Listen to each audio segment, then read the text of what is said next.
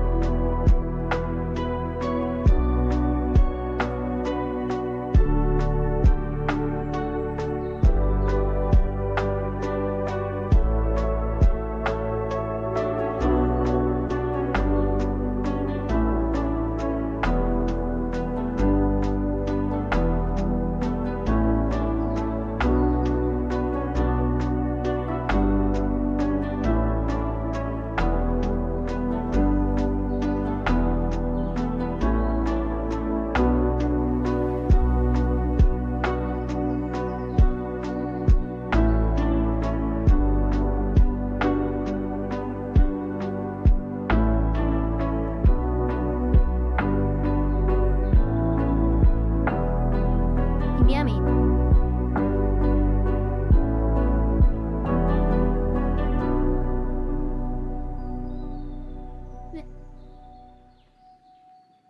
Hi, I'm Jean Kelly of Kelly Law Associates, and I'm here to tell you that I can get you off.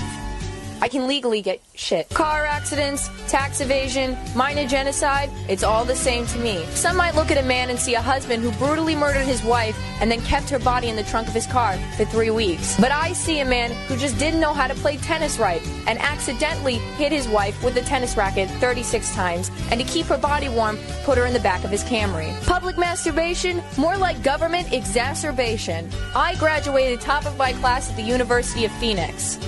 Kind of. Just remember, I am the law, and I will get you off. Having a divorce, your kids don't love you anyway.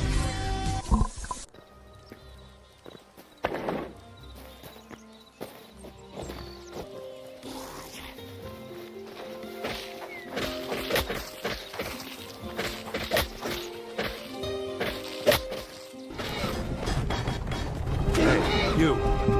Finally awake. You were trying to cross the border, right? Mark, this is good news. We can finally we can be bees. This isn't your world, but we can be bees. This is good news. You can be a bee. You'll live like a bee. A pet. A pet? A pet. Mark, this is good news. You'll live for 30 years. This is insane!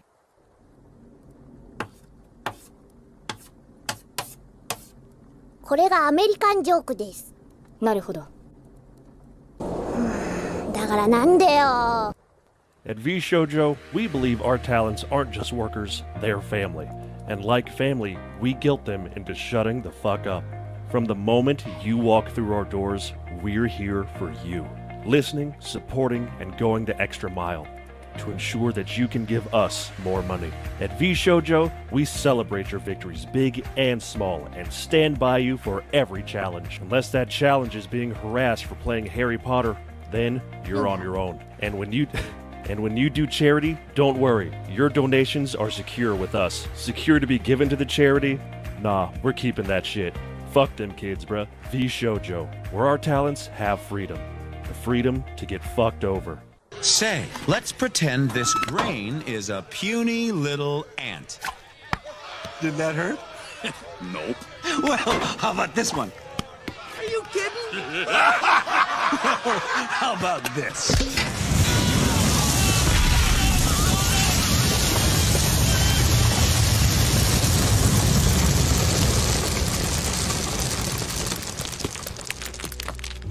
You let one ant stand up to us, then they all might stand up. Those puny little ants outnumber us 100 to 1. And if they ever figure that out, there goes our way of life. It's not about food. It's about keeping those ants in line. Do you smell it? That smell. The kind of smelly smell. A smelly smell that smells smelly. Anchovies. I understand that the prosecution has presented a really compelling case. And obviously, Fozzie Bear was a close friend. Oh, no. But ask yourself this question. If I were to be the one that killed Fozzie Bear, why would I have recorded going to see him alone that night? Wouldn't I have wanted to cover that up? Doesn't this speak that I've been framed? My name written in the ledger of the motel was written in pink glittery ink. Ladies and gentlemen of the jury, you've been watching me in a really toxic situation for decades. And nobody's done anything. I understand there's a gender dynamic, but Miss Piggy is 4 or 5 times my physical size. She's incredibly strong, and I know that she's in the courtroom. We need to stop talking about Lilia's tight little body when she's not present. It feels bad. It feels wrong. Her tight little body will be yours eventually. Like, I feel like she's my younger sister. She's I'm like, like, what did you do? Hey, look, guys. I'm in an anime. I'm in an anime. What did you do? Whenever, But yeah, I'm probably gonna end early here because I'm also feeling a little bit sick at the moment. For I'm this so reason, I've sorry. been a little sick. Oh so no, she's literally I picked talking my about how nose she's again, sick. so- She's talking about how sick she is. Keep your mouth open. I'm so sick. I'm almost done. Oh, whenever, call you Waggy. Oh, man. Well, this is disgusting. This is horrible. And you thought this was a good idea? You call yourself a creative? Why would you make this? You have a loving family at home, and this is what you make? You draw like a 6th-stage Alzheimer victim. Wait, I still locked her? Oh no! Wait, she's gonna ban me! Just ban me, just do it, just ban me, don't even talk! Just ban me! Just ban me, just ban me, just ban me, just stop letting me suffer! She ended stream! Like I. No.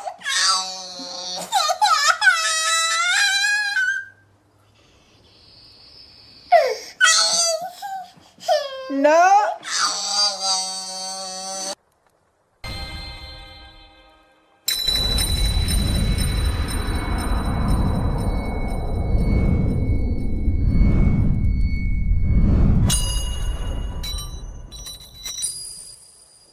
Really? Do I strike you as the type of guy who can be bought with money? Yes, you do. Well, you're absolutely right. Oh, Jesus. Hello, everyone, and Wham's... Minor scuff. To be ignored. Hello, everyone. How are we doing this fine, fabulous, fantastic Tuesday? I hope we're doing well. Hello to all the people who've been talking so far in the chat. That includes people like Naruhime, Kane Sala, Mixskittles, Death the Goat, Nico Manhera Fox, Nerdy Texan Accountant, Francis Karma, Vegihan, other people, I'm sure. Other people who might count. Oh, JJ the Demon Slayer. Coming in with our daily VTuber drama.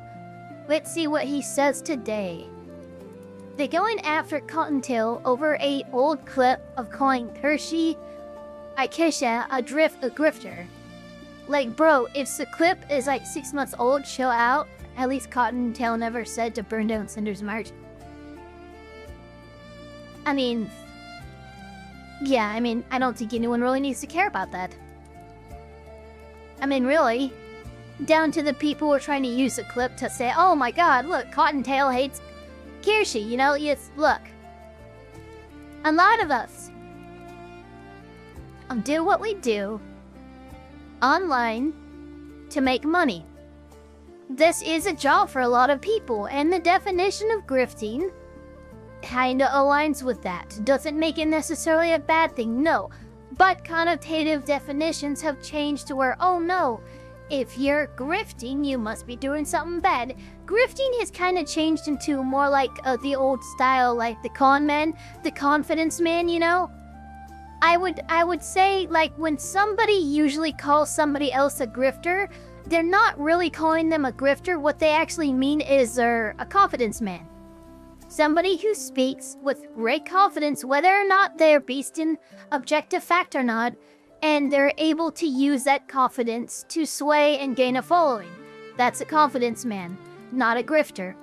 And I think it's more appropriate to say that, hey, yeah, we got lots of people who speak with confidence, because how else are they going to be here? Better than yesterday and the weekend I got sick. Ooh, no, sorry to hear that. Remember when chat had usernames instead of @ tags? I remember.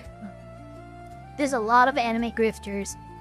Yeah, but Mizu Tamari handles the anime grifters with his Annie audits, which don't forget to check out. I think it's every Sunday. Mizu Tamari and a few of his collab mates go on, and they basically just roast people who do, you know, long-form anime review content. Because a lot of these people have some pretty brain-dead takes, and Mizu and his friends basically spend, you know, a few hours just kind of ripping into these tourists. And he calls it the Annie audits. They're pretty good. They are pretty good. The Professor King, thank you so much for the 10. Breaking news, Kershaw is live streaming a mother streamy who is watching a live bank robbery turn hostage situation with bombs involved in Bakersfield. God fucking damn it. Why is it always California this fucking crazy shit happens? Why is it always in California? Hold on, fucking, hold on, let's just Bakersfield. CA bank robbery. Let's see what we have going on here. Oh yeah, police negotiate in hostage situation at Chase Bank. What the fuck? What the absolute... What?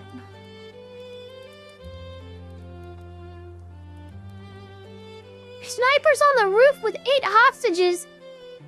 Oh Jesus. Oh Jesus. Is that okay? What do we... Look, it looks like they've... Evacuations are underway, streets are closed.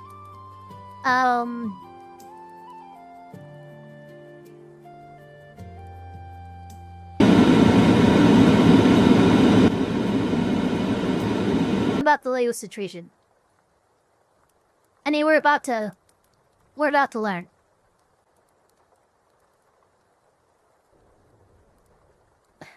Counterpoint, this company deserves generational trauma from this.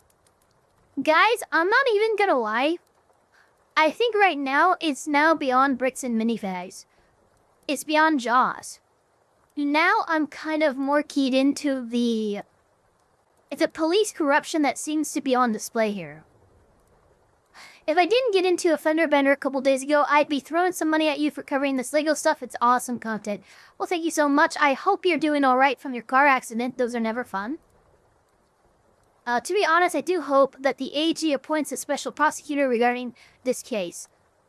I mean, we'll have to see what happens. I said bricks and minifigs. Here, I will type it in. Bricks and minifigs, as in miniature figurines. You know, it's a hobby shop, more or less. Anyway, we're going to start this up right away. Here is the civil rights attorney. Again, this is him kind of covering the situation that's happened, but it's also him interviewing with Reckless Ben and kind of getting a better grip on the situation without the lens of Reckless Ben's editing style or its content creation strategy. Your accent betrayed you. It did a little bit. Silly Elf said Pride Month works. I did not say Pride Month. I said, God damn it, bricks and minifigs. F-I-G. Yeah, F-I-G-S. Whatever, shut up. We're getting to, like, God, this whole fucking stream has been scuffed. What? Pulled over again?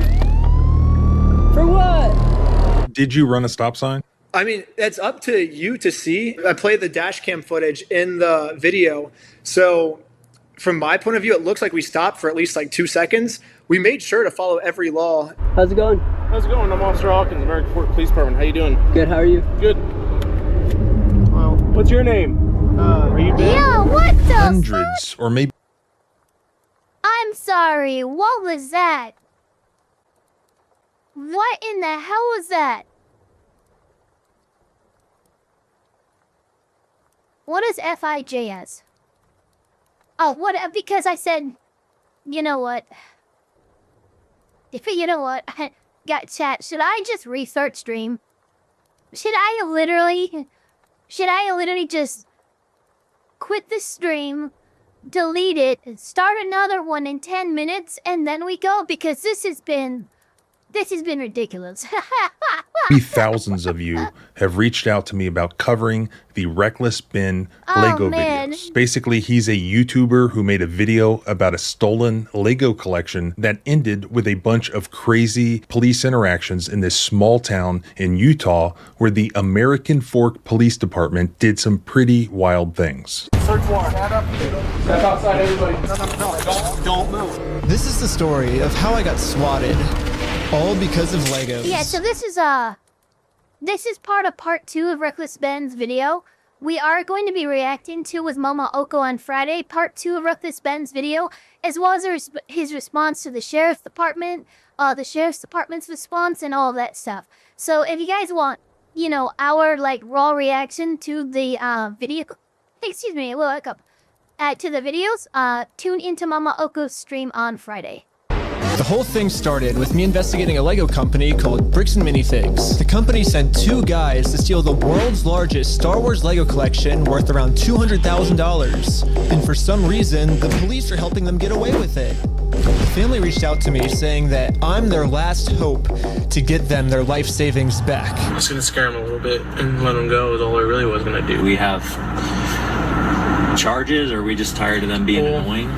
Ben, how's Utah? It's good? Like it? Instead of Oh Jesus! Oh, this is bad. This is really so. No wonder why the civil rights lawyer has gotten involved, because it's clear to me, at least on the surface of things here, it looks like the police department has started violating Ben's rights. helping to get justice for the rightful owners of this stolen Lego collection, this police department instead helped protect the company. Well, Sabertal, what I'm hoping to do is I'll be doing an Elfpire Yap stream up until 7 o'clock that day, and then I will actually raid out into Oko stream, so there won't need to be a formal notification on my Discord. I love Mama Oko, but her dramas kill my soul.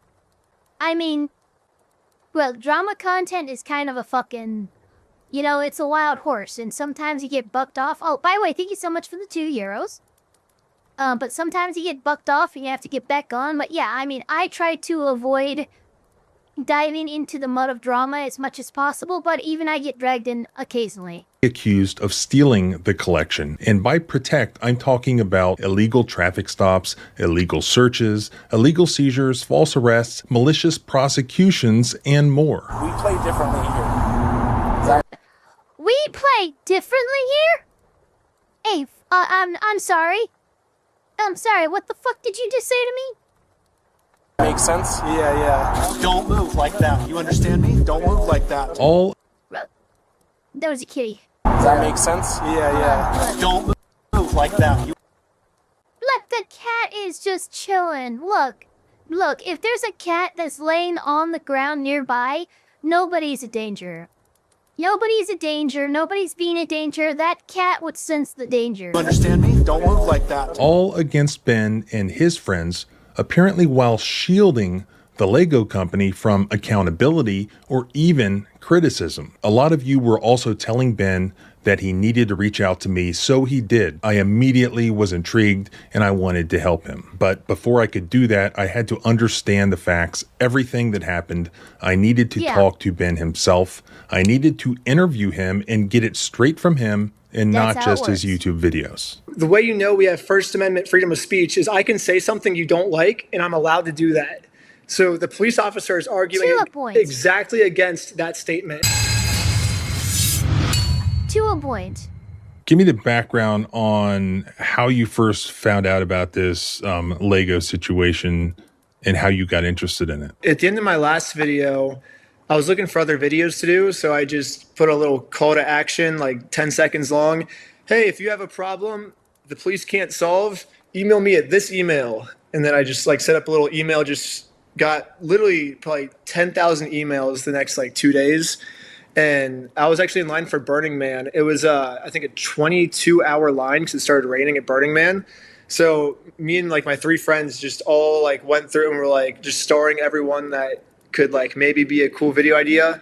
And we were looking for a video that was more family friendly because a lot of my videos get taken down or shadow banned and like age restricted because we're talking about like, we're trying to take down people that like torture people or that like abuse people, you know, like really kind of not YouTube friendly stuff. So then we see this insane story and it's about Legos and we're like, oh, that's family friendly. This is crazy. It seemed like there was such an easy solution. Just give the Legos back. And it's like very easy to understand. This company stole the little guy's Legos, but they're coming up with legal loopholes in order to like keep it, I guess. Yeah. Look, dude. You know, I said it on Oko stream and I'll say it here again. I think the best thing that Ben did for this 87-year-old man and his son, you know, with the Star Wars collection, the best thing that Ben did was bring eyes on the situation. Because now we have lawyers looking into it. Now we have lawyers reaching out. Now we have, you know, now we actually have, you know, no offense to Ben, but now we have actual competent eyes on this.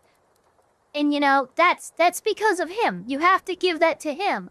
But your execution was something to be desired, and it had crossed the line of legality more than a couple times. Now, does that justify the police messing with you, violating your rights? Absolutely not.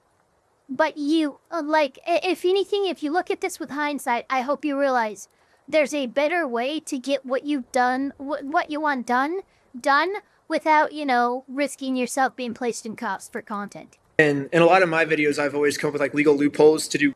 The King of the Daylights, how's it going? And thank you for the 10. Spoiler for the department response. That didn't happen. Okay, it happened, but it wasn't that bad. It happened and we were justified. Yeah, no, I actually, when that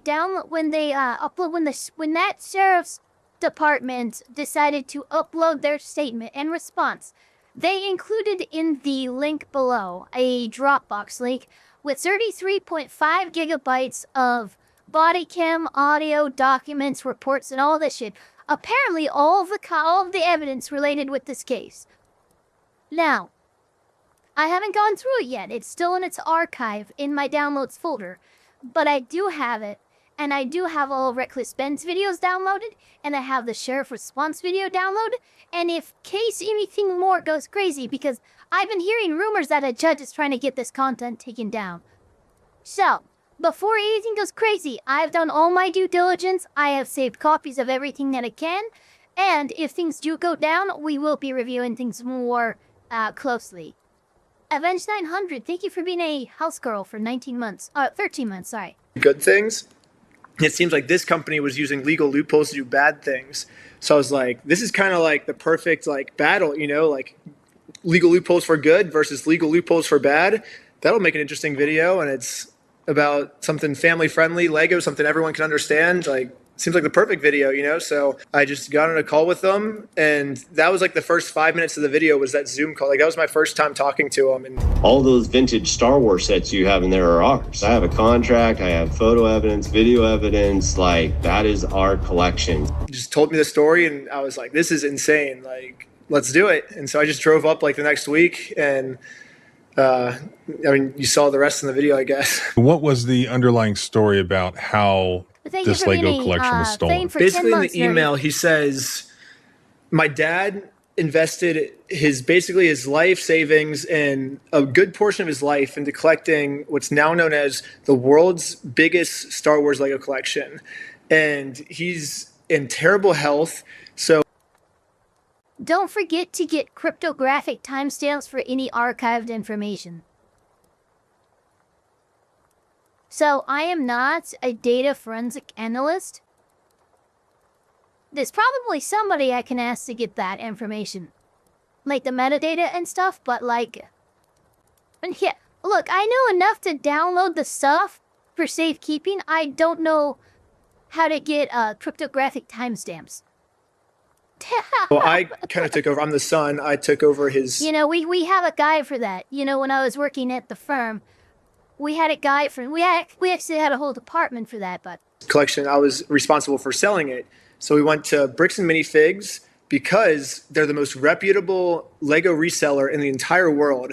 So out of all the places I could resell the Legos, Bricks and Minifigs has the best credibility. So he's like...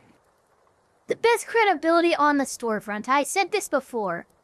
I think it would have behooved the, you know, the older gentleman and his son to perhaps get in touch with an auction house and to have his collection auctioned off.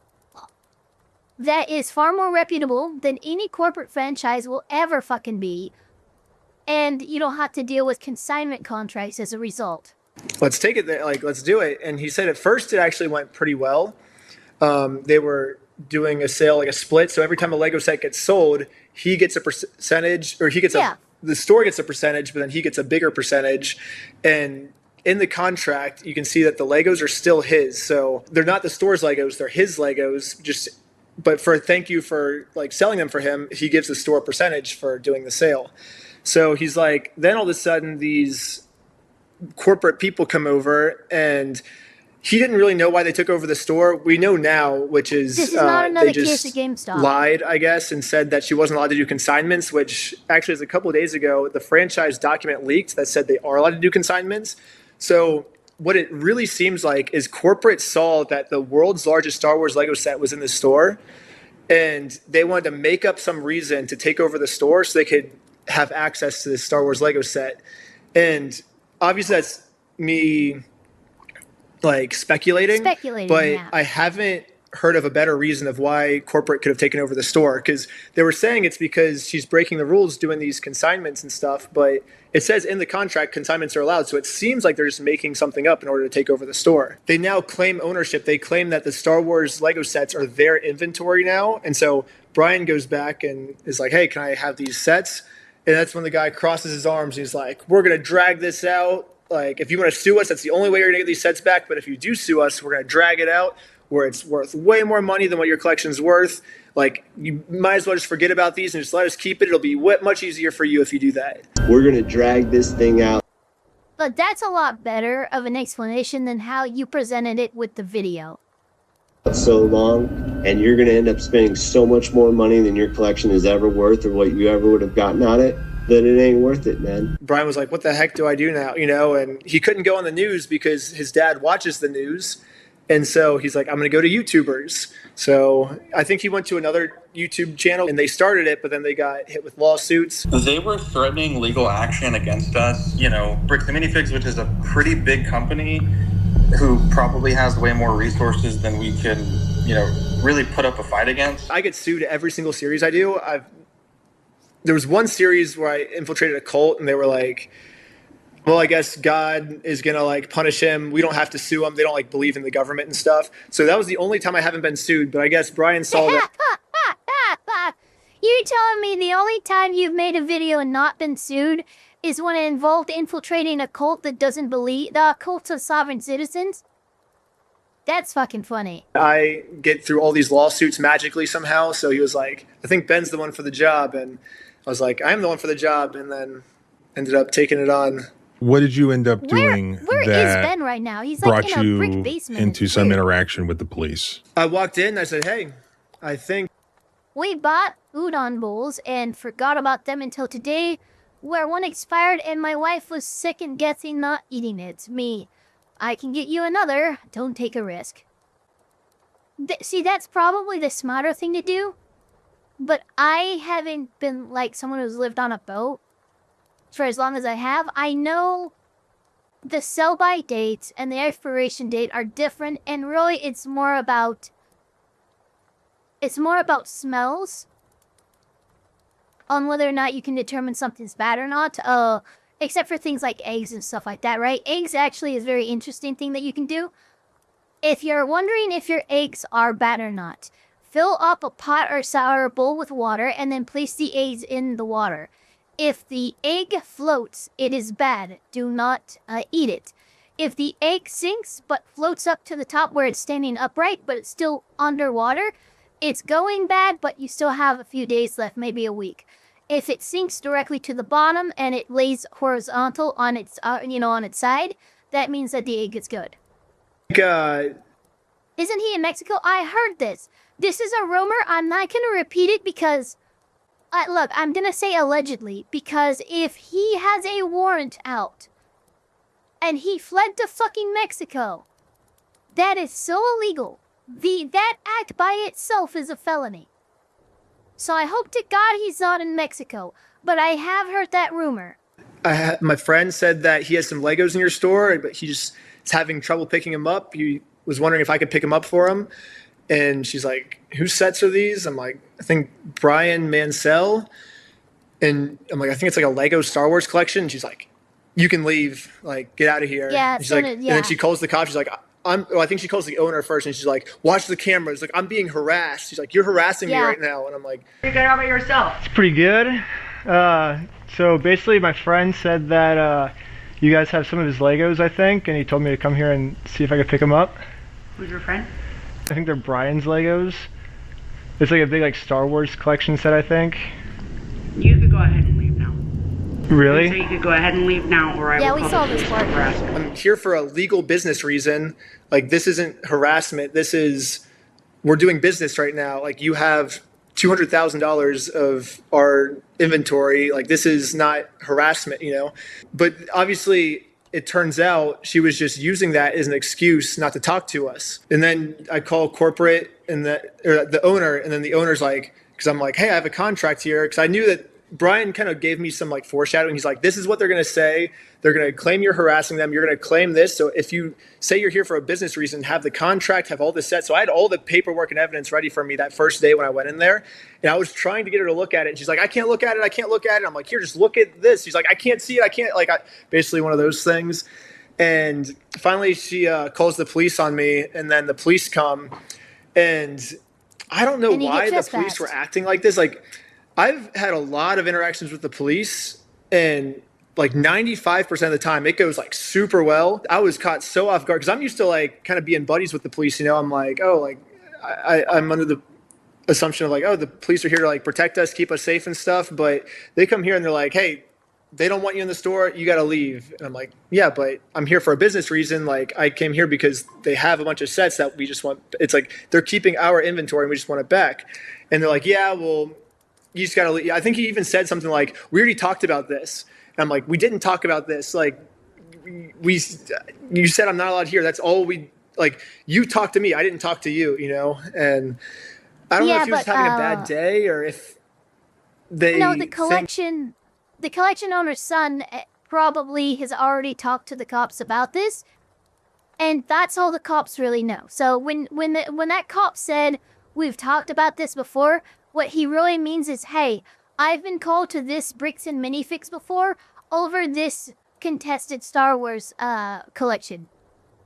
And yeah, Ben wasn't the one who was there, but because it's the same subject, that cop is just going to correlate the two interactions as the same. It's that we have to support small business maybe. I've tried thinking about it so many times, and I have no clue why the police were protecting this company because it makes no sense to me. I've tried putting my brain in the police officer's brain, and I feel like there's no scenario where I would act the way that police officer acted. Where is this taking place, and what is the police department? It's in Kaiser, Oregon, the Kaiser Police Department, and it's about 15-20 minutes north of Salem, Oregon, which is the capital of Oregon. So just some super small town where probably everyone knows each other in Oregon. Yeah, that's the issue. Look, I'm not bagging on small towns, but small town sheriff departments, small town police forces and stuff like that, the stereotype that, you know, things work a little bit differently in a small town, I mean, it kind of rings true, and it rings true for any small town in any state in the nation. You could be in Rifle fucking Colorado, or fucking, I don't know, like some fucking, Janesville fucking Virginia or some shit. Like, you could be in an 800 plus town, and it doesn't matter what state you're in, the cops are probably going to be kind of the same. Everyone knows everybody, and if you come in, you know, stirring the pot, or you know, starting to stir up trouble, yeah, the cops might fucking do some shady shit to get you to stop. Again, not condoning the behavior, I'm just explaining it. You know what I mean? So it's like, okay, the police comes to this business that's a business of their town that they're trying to protect, and some out-of-state YouTube, well, they don't know I'm a YouTuber, but they know I'm from California. Oh, so they know you're a YouTuber. They don't really find I'm a YouTuber until part 2, but so I come up and they're like, okay, so some out-of-state person is coming up, which they're getting a harassment phone call to harass this company.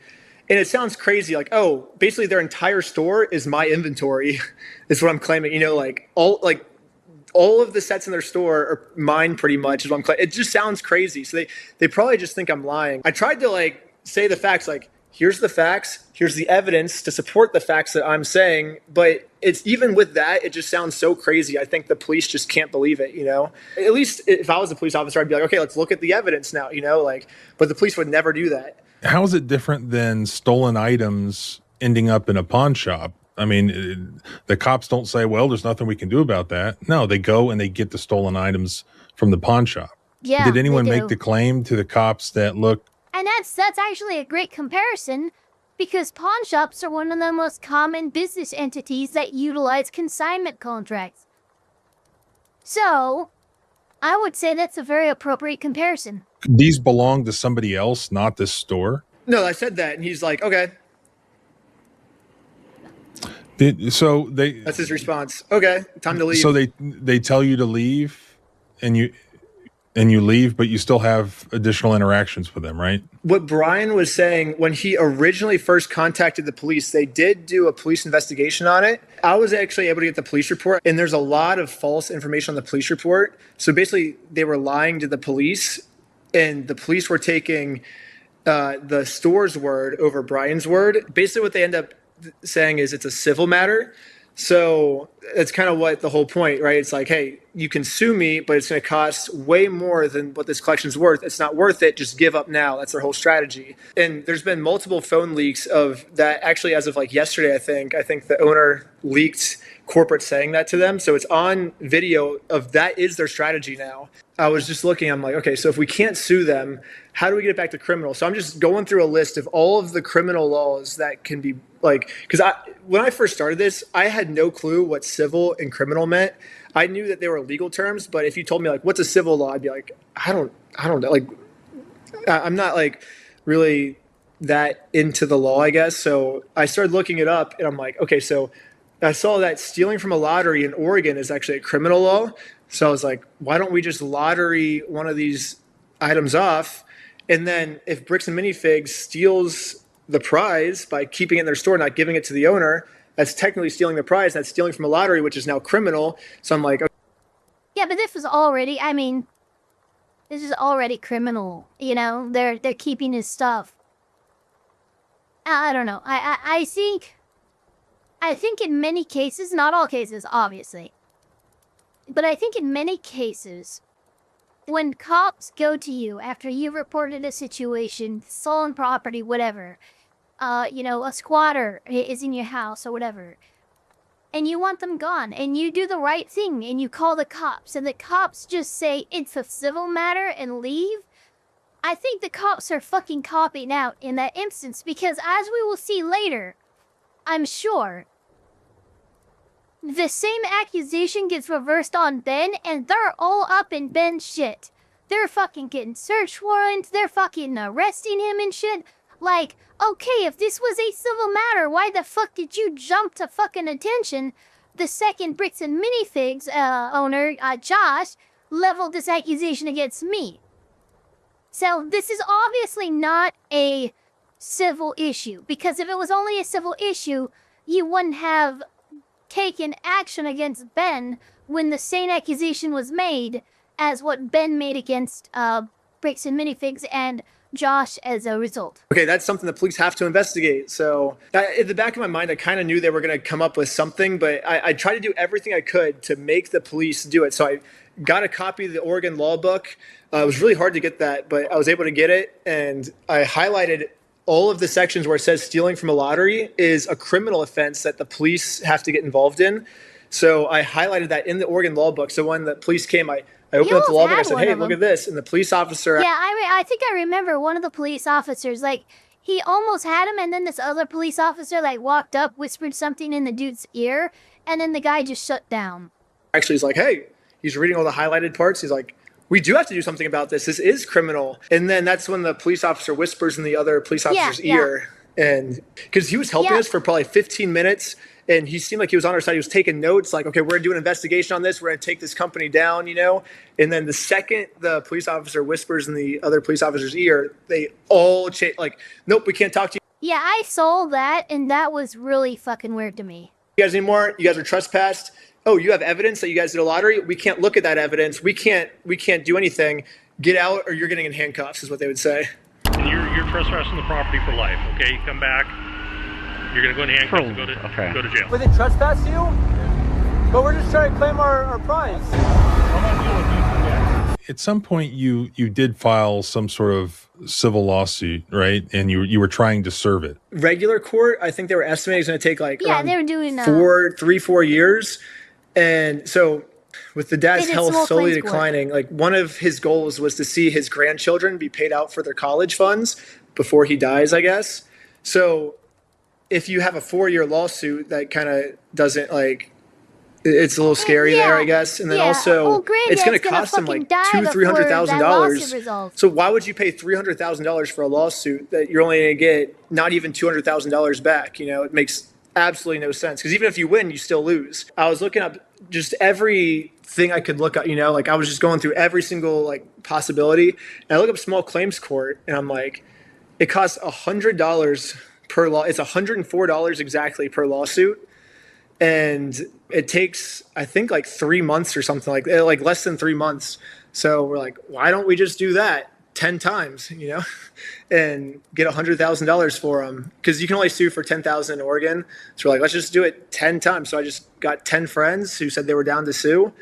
And I ordered so many credit cards. I still have credit cards coming in the mail. I just had one come 2 days ago because I just ordered like 30 credit cards, you know, and I actually went to the bank. I pulled out $10,000 for each one, and then we paid them the money. And so now it was a legal transaction. I didn't want Bricks and Minifigs to say, oh, this wasn't a legal transaction. So we had a public notary there. So if Bricks and Minifigs ever says, was this a legal transaction, they can contact our public notary, who's the official person who basically approves purchases. You can say, hey, I saw the money go to Brian, and I saw Brian give him the ownership of these sets. So that was legal. Not only are we claiming it's official, but an official person claims it's official. It's official. We have a public notary approving it. Notary public. We have a notary public approving it. Now that we own the sets, if I get my sets stolen, that's a completely separate crime than if my friend gets his sets stolen. You know, like if one robber robs 10 houses, like 10 houses in a neighborhood, all 10 people can sue for the same crime of robbery because it happened to 10 different people. You know, it's 10 separate crimes. Even though it's the same crime, it's still... Well, I think that's what's crazy, Saber, is you have this Oregon town, this Oregon franchise, where he's dealt with these police, right? But, like, there's an instance where he's not even in Oregon. He's at his home in Utah. And his Utah police come fucking knocking. I'm not joking. It's like, this shit has jumped the state barrier. It's involving other police fucking groups as well. And it's really fucking weird. It's not a situation in which I can say, to be fair to the police. I can't do that. There's too much in the way. Everything's way too muddy. So maybe give any benefit of the doubt to the police right now. 10 separate crimes were committed against 10 separate people, so they could all individually sue that robber, you know? So it's the same thing here. We all individually, separately got robbed, and we can all sue for the same crime, but it's still 10 separate crimes. It just all happens to be the same crime, you know? How do we get from Oregon to Utah? So they closed down the store in Oregon because this whole situation was getting so bad. It was, I'm pretty sure it was one day after we filed motion for default judgment. Yeah, it was so we the day didn't after. win motion for default judgment yet. We just filed for it. And then I guess they got the paperwork and they were like, dude, we got to close this store down. You know, like we're going to just lose just by default, I guess. So they closed the store down. I'm like, well, because we were thinking about suing them personally at first, but then we were like, it's actually a little bit more credible if we sue the business because the business is kind of the one that stole, not them personally. So then what I was telling all my friends the whole time is like, hey, if for whatever reason we happen to lose, we can always just do the whole thing again, but sue them personally. And so we're like, okay, they closed down the store, let's sue them personally, you know? So the only problem was the court cases kept getting rejected because we weren't like, it's like, what did you do to resolve the dispute prior to filing? You know, it's like, you have to have a good faith conversation with them. And they basically want to, it's kind of like mediation, you know, like they want to see that like, they want to see that you made some attempt to resolve your conflict with the other party without the court's involvement. But the thing with that is, you know, that it's simple things like writs of demand or cease and desists that operates as correspondence that is an official warning to the other party that, hey, I see what you're doing, I'm asking you to stop, and I'm asking that if you don't stop, we're going to escalate it to court, and I'm going to show court this cease and desist as my good faith attempt at resolving the situation. Because they probably get so many court cases that they're like, okay, like, we can probably cut these court cases in half if we can get proof of them trying to resolve this first. So, and I think every state does it differently, but this is how the Marion County Court District works. That's just their rules that they set up. Ben, you do not need to explain how the law works to a civil rights attorney. I promise you, he's got it. He's like, I appreciate you, you know, clearly you're learning, you're trying to pick up the stuff, but you don't need to explain civil procedure to this man. Do you see his beard? The more glorious a beard, the more glorious the attorney, right? For their court. So I was like, okay. So I called Josh. And I think at this point, this is when he found out I'm a YouTuber. Is it the mountain over not being able to pierce the corporate veil? Because they probably looked at the paperwork and what's up, it's like, who is this guy? He actually went through with the lawsuit. I'm going to do some research on who this guy is. So at this point, I get blocked when I call Josh. And I think it's because this is the point where he finds out I'm a YouTuber now. Because before this, he would always talk to me because he just thought I was some stupid kid. But now I think he realizes, like, this guy's serious about this, you know? So he blocks me, and so we're like, the only way to have this good faith conversation, I'll show up to his house, which is not illegal, you know? Like, and I did the same thing to Brandon, too. I showed up to Brandon's house, and I mean, if you're showing up to their house to serve them, you know, papers, then yeah, you can just show up to their house. But,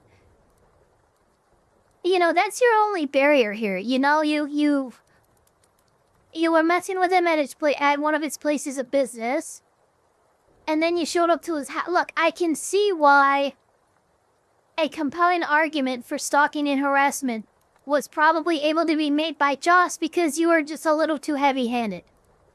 Brandon, you can actually see the interaction. I show up, I'm like, hey, we are planning to sue you, or we can settle it now if you want to open. I think what I told him, like, hey, all the Star Wars sets are just sitting in the store right now. You're going to give them back to corporate. If you want to just unlock that door for us and we can just have the sets back, we won't sue you. We'll call it even. And you won't get hurt by it at all. Or we can do the court. Like, it's kind of your decision. He just stood there, like, he didn't say a single word. We were standing there for probably like 30, 40 minutes, and he just didn't say anything the whole time. Hello. Hey, how's it going? Hello?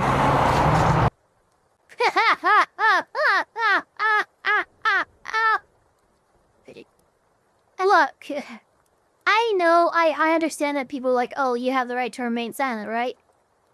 But like, when someone's here to serve you for civil court, You can't just stare. You can't just ignore the problem, hoping it'll go away. That's how you obtain a default judgment. Hey, well, I was wondering if you'd be down to pay us for the lawsuit we won.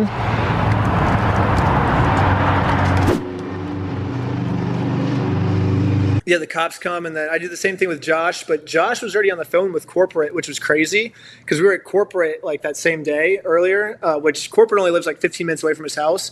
So I think they knew we were in the area. So Josh is like outside, like pacing and stuff. And then the cops, and I thought it was gonna be kind of like rude to like interrupt his phone call, because I wanted to catch Josh and like I actually want to have a productive conversation with him. I didn't want to just like talk to him. He's like, I'm on the phone, like, and be cranky, you know? So I was like, I actually want to have like a good conversation with him, you know? So I'll wait till his phone call is done, and then I'll go talk to him. And while we're waiting for his phone call to be done, the cops come and they pull us over. The traffic ambience sounded like a monster from a horror film. So this fantasy, that's actually the scary thing. That was the sound of that dude breathing. The guy who wasn't talking, that was just him breathing through his nose. That was the sound his lungs were making. To me, this part did not make sense to me. In Virginia, process service must be disinterested. So personally going up to serve it makes no sense to me. And in Virginia, you can have a deputy serve it.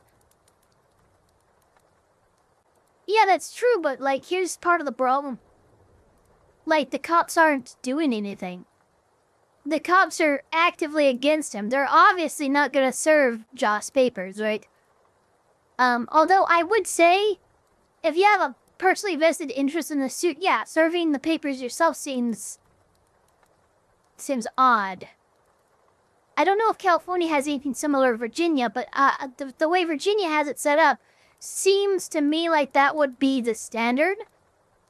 But that's just me. Running a stop sign. Obey every traffic law. He's got his lights on. Oh, shoot. That's when they're like, is this reckless Ben? Like, how's Utah? And they're like, we're like, you came all the way here to harass this guy? Like, why are you here? So who's Ben? Me? Ben? How's Utah? It's good. Like it? The guy's like, Ben's lying to me about everything. Oh, yeah. Oh, my God. Yeah, that guy came in aggressive as fuck. What the hell? Like, his exact wording was like, reckless Ben's just lying to me about everything, so I'm going to tell this kid to get out of here or something, you know, and... Can you get the contact for reckless Ben? Said he didn't have his ID, but you're just straight lying to me about everything. To give the cops some credit, like, it is a crazy story, you know, like... It is probably like a 1 in a million chance that I'm telling the truth, but it is that 1 in a million chance that I am telling the truth, you know, like... Did you run a stop sign? I mean, it's up to you to see in the video. I play the body cam footage in the... Or I play the dash cam footage in the video. So from my point of view, it looks like we stopped for at least like 2 seconds. And right before we got to... I saw the cops were following us, and I literally tell my friend, I'm like, hey, do not... No, you didn't. You did a California rolling stop. And right before we got to... I saw...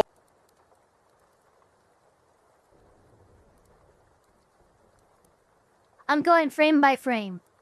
Because I noticed there was a speed up there. Oh wait, no, that's him. That's him in front. I'm so stupid. Oh yeah, no, he stopped. He's good and stopped. Look at that. Look at how many fucking... Like 2 seconds? Nah, dude, he stopped good. I thought for some reason, because I'm stupid, even though it says it acts on Fleet 3, this is a dash cam footage of that Ben's car in front. No, he stopped plenty. He stopped plenty. Yeah, the policeman did a fucking rolling stop. Or not even stopped, you know. But nah, the guy was, nah, sorry, dude. Sorry, police, no, absolutely not. He was stopped there for a good amount of time. That's a bullshit reason. And right before we got to... I saw the cops were following us, and I literally tell my friend, I'm like, hey, do not break a single law. Go like 2 miles an hour under the speed limit. Stop. If that's the illegal stop, I'm selling my car. So what's the police's angle in this? Kind of money from these Lego sets ever possibly make enough and resell to make it selling their souls to the corpos? So here's part of the problem that I would say. Corporate, the Brixton Minifigs is in Utah. It's in a relatively small town where everyone knows one another. This is probably an instance of good old boys having each other's back. That's probably all that's happening here. Somebody knows somebody in the police and are able to use that sway to harass Ben, who, yes, Ben's been harassing as well, but he's trying to fucking serve civil litigation paperwork and shit like that. There's reasons that he's doing what he's doing, right? Yeah, they seem corrupt to me. Yeah, no, I'm having a very hard time giving them any kind of benefit of the doubt, seeing the conduct that we're seeing. At every stop sign, so we made sure to follow every law. And I mean, in the body cam footage, it looks like we stopped for like 2 seconds. So that's my opinion. I think we stopped. The reason I stopped it is the stop sign. You didn't stop that. I didn't? No. I thought I stopped. Yeah, you definitely stopped. So you said you ran a stop sign? Huh? You said you ran a stop sign? I didn't see what happened. Yeah, I was like... Because we definitely stopped at the stop sign. Stopped. Yeah. I was so sure that we stopped at the stop sign that I actually requested all the police footage of this. And as you can see, we didn't even do a rolling stop. We fully stopped at the stop sign. Yeah, you did. So this is an illegal traffic stop. What is the law enforcement agency that was involved in that? The American Fork Police Department. Did anything else happen during that interaction where they pulled you over for the alleged stop sign? Basically, I told him the whole story. I like ran through the story. Basically, this guy has his set stolen. Basically, they were like, he wants you trespass. We're going to issue you a formal trespass. If you go back on his property, you'll be arrested. And this is when they told me, however, if you're on the sidewalks or the streets, you can still film there. It's public, like you pay taxes, that's fine. So as long as you stay there, you can't get in trouble and you'll be fine. When was it that they searched your car? Was that in Oregon or was that in Utah? No worries, That Dory. was You have a good one. Utah. Yeah, that was right after we sent the Mormon guy in to talk to him. We were trying to talk to Brother Johnson. Okay. I'm in the August 2nd Ward. I was like, okay, if he's not going to listen to Oh, us, shit. So the Mormons are involved here. maybe he'll listen to someone from his own community, you know? So we just showed someone from his own community this audio of him swearing to God. He's like, I swear to God, I will give everything back. There's been an audio going around with the Young Men group. Okay. What's the audio that you wanted to play? Here's the audio. I'm not going to screw you. You have my word. That's not who I am. I promise you. I swear to God. And then he didn't. So, like, if I say, like, I swear on my mom's life that I'll do this. I promise you, I swear to God, the guy is Mormon and just got freaking confronted by a fellow member of his church going, yeah, so I have this concerning audio of you swearing to God and then not doing something. Do we have a problem here? Ain't it be so funny if, like, in the Mormon religion, one Mormon could actually take the Mormon powers of another Mormon if that Mormon, like, ever betrayed the dogma, right? Look, I'm basically making Mormons D&D warlocks. Deal with it. And I don't, then now my mom has to die according to my words, right? So it sounds really bad if you say, I swear to God. And if he actually believes this, that's like really bad for him to do. Like, he probably thinks he's going to hell, you know? So we were like, we think it would be a good thing to show the Mormon community what he's doing. That way the Mormons can maybe convince him to do the right thing, you know, because if he's not going to listen to me, I'm just some stupid YouTuber in his eyes. But he respects the Mormon community. If he or he's a fake Mormon. So there's two options there. So he's either a fake Mormon just pretending, or like he a hollow actually Christian. Yeah, and look, I'm sorry to say, you know, I don't know. I know only I can probably count on one hand individuals who are truly and wholly dedicated to their religion in a way that isn't serving them in an ulterior motive, if you know what I mean. He respects the Mormon community, and if they tell him to, if they show him a way to improve his life, he'll probably listen to them. So that was our thought. And then as we were driving, so American Fork is even smaller than Kaiser. It's like literally everyone knows each other in American Fork. Yeah. So it's like just some small little neighborhood. So one of my fans, that house we were staying at, lives like right next to Josh. And so we were just driving back to my friend's house, who just happens to live next to Josh, and the police come and pull us over. And yeah, it was bad. Basically, they're like, we know that there's heroin in your car, and we're like, what the heck? What in the shit? We know that there is heroin in your car. So here's a problem I have, and this is, I will admit, this is complete speculation on my part.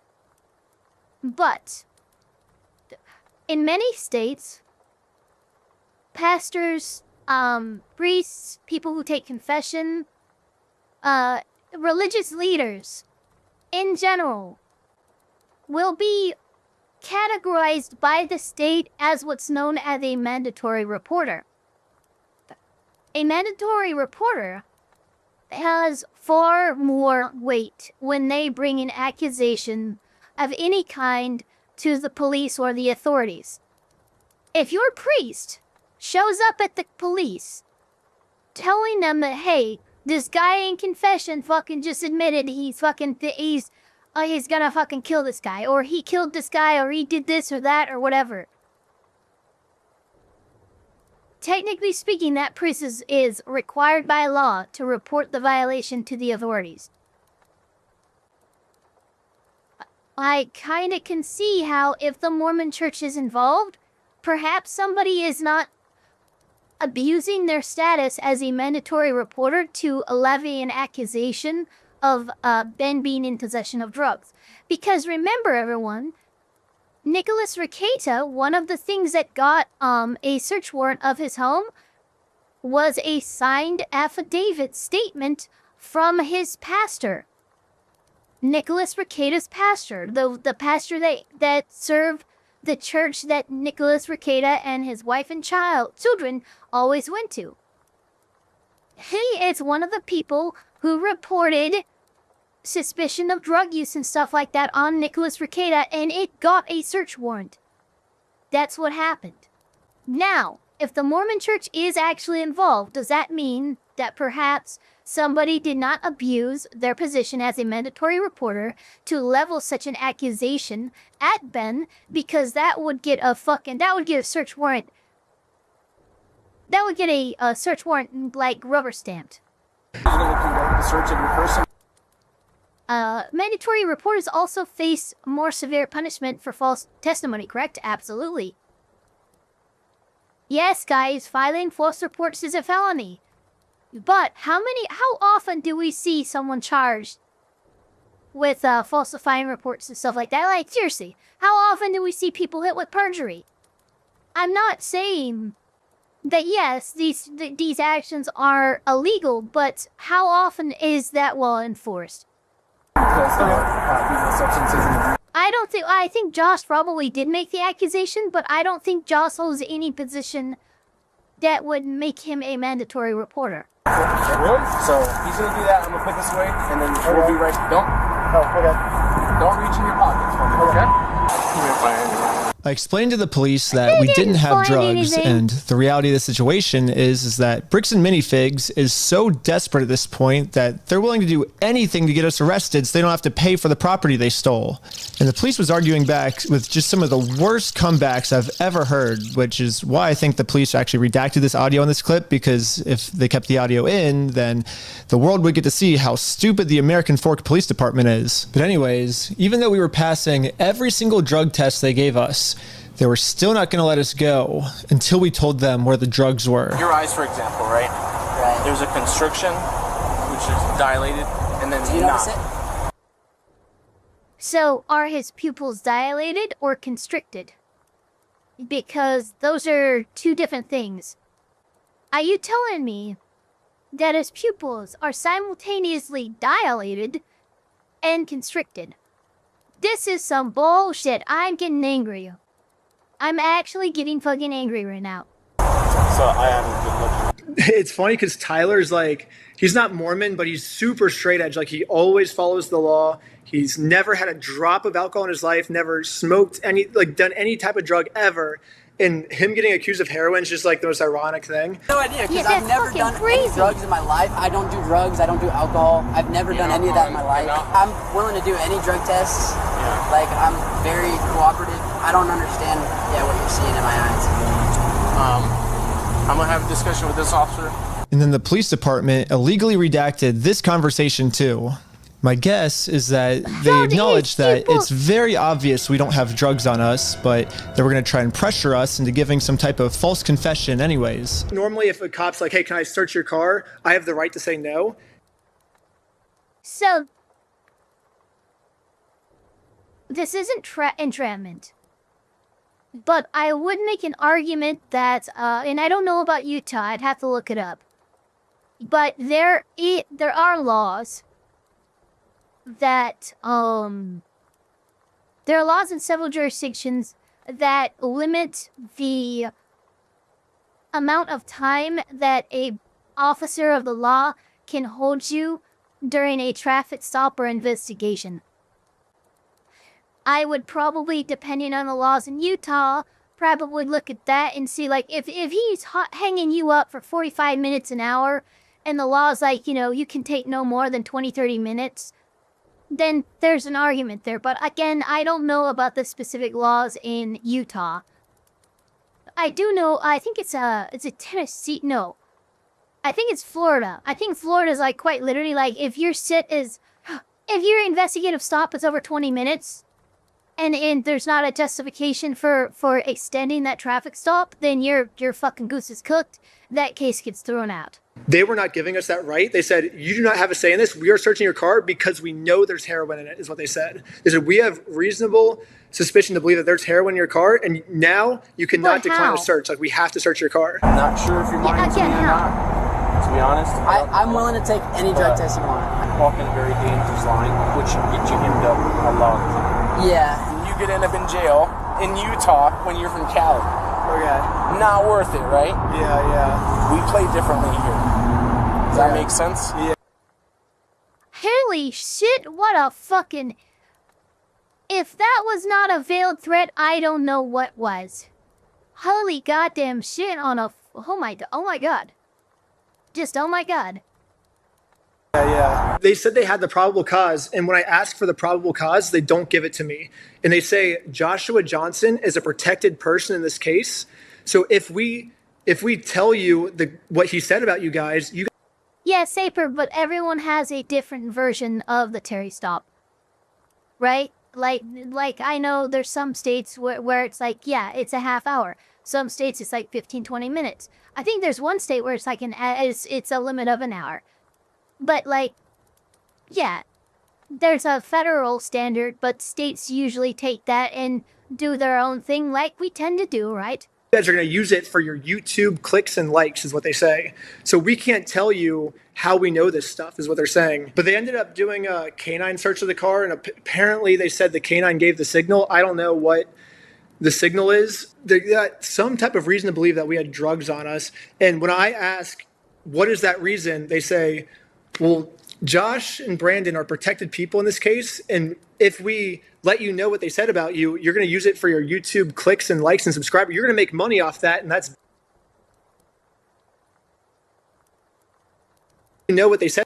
Josh and Brandon are protected people in this case, and if we let you know what they said about you, you're going to use it for your YouTube clicks and likes and subscribers. You're going to make money off that, and that's bad. So we can't let them know anything. I actually went to court a couple of days ago, and I was like, I don't even know why I'm here in court. Like, they won't tell me why I'm here. And then the prosecutor, Russell Farr, he's like, well, if we told him, he's just going to use it for his clicks and likes, and he's going to make money off the victim. Isn't that a bad? We don't want that, Judge. He's going to make money off a victim in this case, so we can't tell him. I'm like, well, if I don't know why I'm here, like, what am I doing here, you know?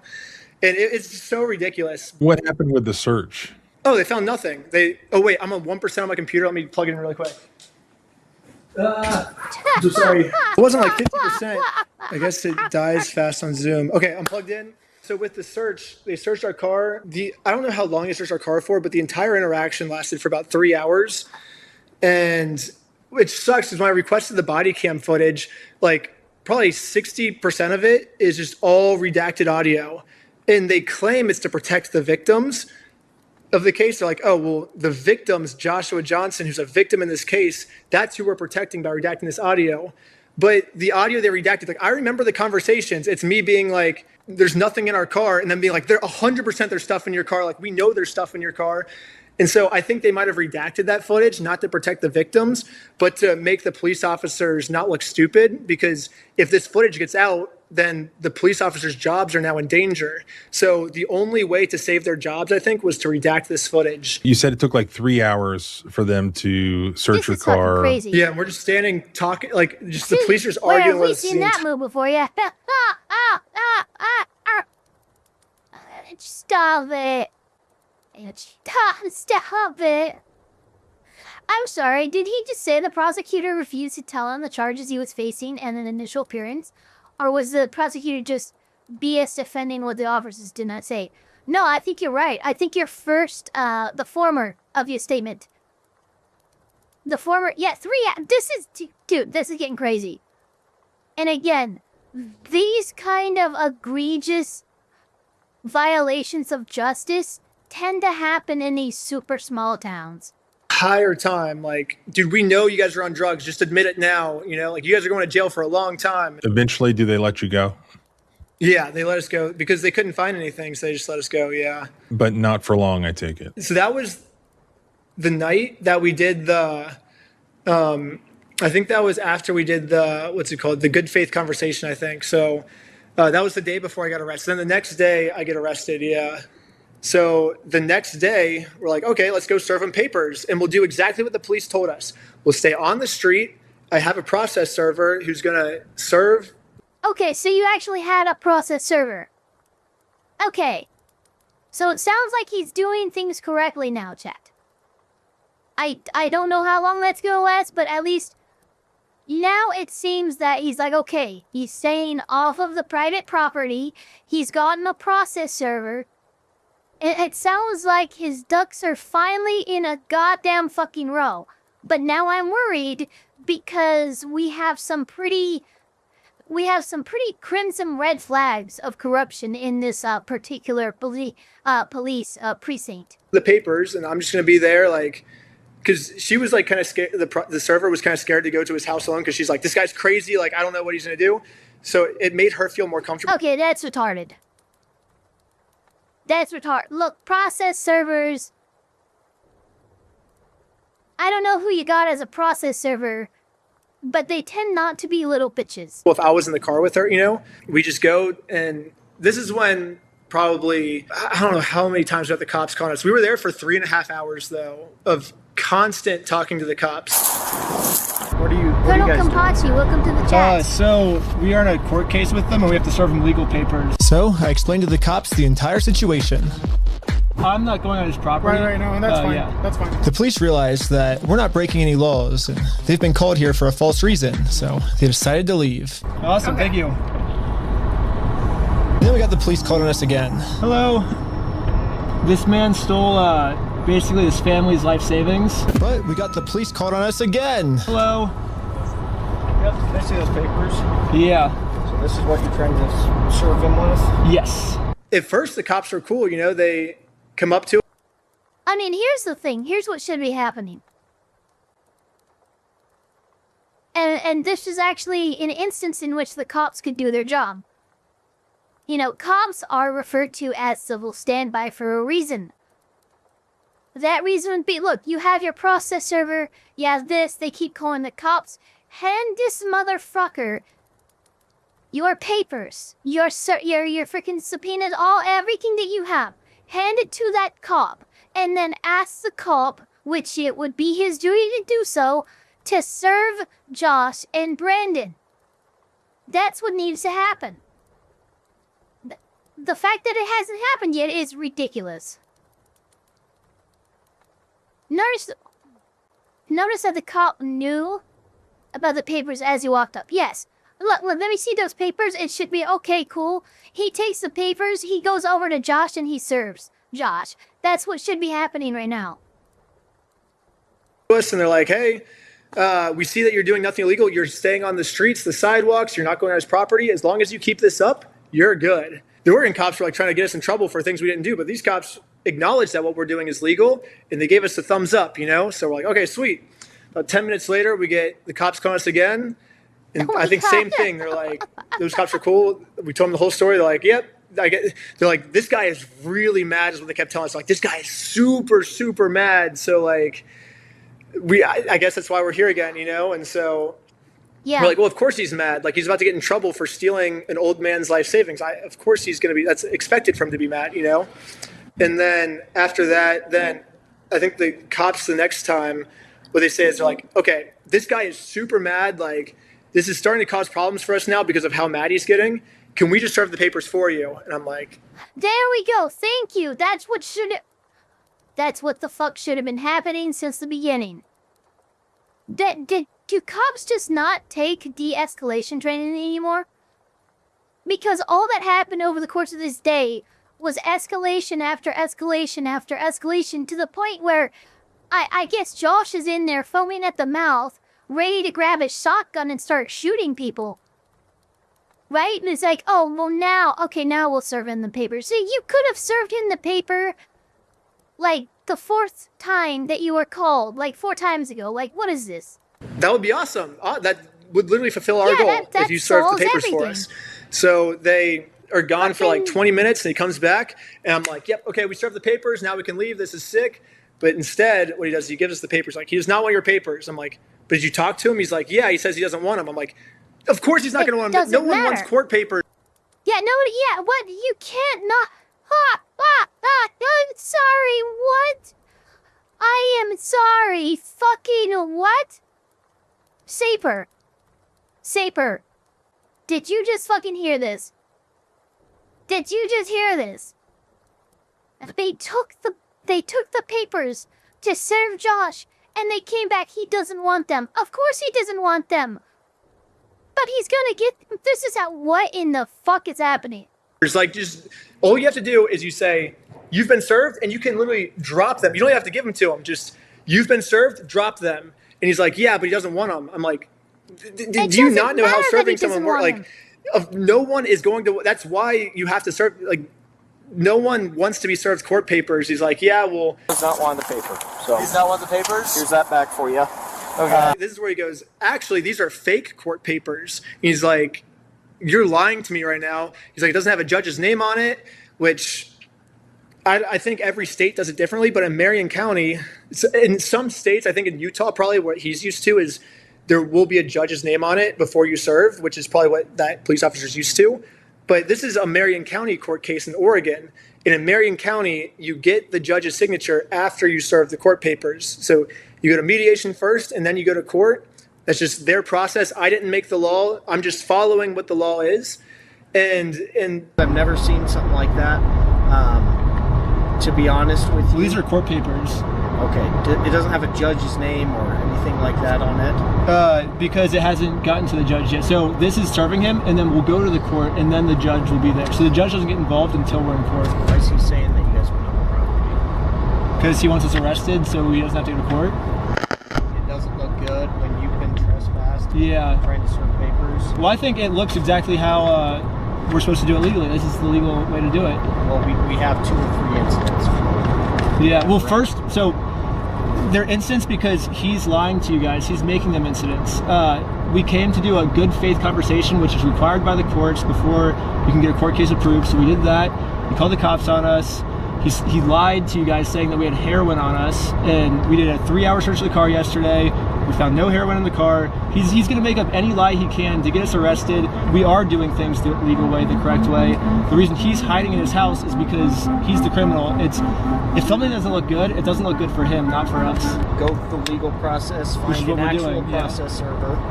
She is an actual process server. And what is your guys' relationship? I just met her today. Well, maybe just have someone not affiliated with you. That's her, yeah. We have no relationship. That's why she's here, yeah. That's why she's here. We have no relationship, and that is she is the exact person that you were describing. they keep calling the police on us and all this stuff. And what is happening? Finally, I got the body cam footage where he calls them and he's pissed off. He's like, he calls the court and they're like, yeah, this is a real court case. And he's just like, this is where the cops just get like upset. They're like rubbing their chins. They're like, what do we do? You know, they're like, what? You have to they're serve just him. really what are you doing? pissed off that this actually is a real court case. And that's when they arrest me. And I'm like, what the heck? Like, so they arrest you? Okay. Okay. We're going to find you back. Am I being arrested? You're under arrest right now. Really? Why? I think the official charge they got me with is stalking. It's kind of complicated. There's a lot of things that have to be, like check marks that have to be checked off for stalking. And I guess technically I did every check mark, which is why they got me for that. One of them is like I crossed state lines. So I went from California to Utah. So I traveled to go to him, you know? So that's in stalking. Yeah, that's true. The difference, though, is I was going there for a business reason, not to harass him, you know? I was there for a legitimate business reason, not for harassment. Following, monitoring, observing, photographing, surveilling, or communicating to or about an individual. Another check mark I completed was that And this is kind of what I meant when I said Ben was doing himself no favors here. Because, we're dealing with a state-specific statute about, fucking goddammit, about stalking. You're recording it. You cross state lines to do it. Yeah, you're checking. Yeah, no, this isn't good for you. This is not, look, yeah, it sucks. And, you know, honestly, I don't think the cops or the prosecution should be chasing this over him, given what he's trying to do. But, by the letter of the law, I think he was technically stalking this dude. Because you should have had someone who wasn't you get in that car with your process server. You should not have been affiliated with that there. You shouldn't have shown up with it. I still have that aneurysm over this guy. No, I do too. Because now we're talking about, look, these are all the things you did wrong, and it's why you're being hit with some of these charges. Yes, the cops are being overly aggressive in some instances, but when you literally check off the fucking requirements for stalking in the state of Utah, what else are they supposed to do? Actions caused him fear. So that's another check mark when it comes to stalking.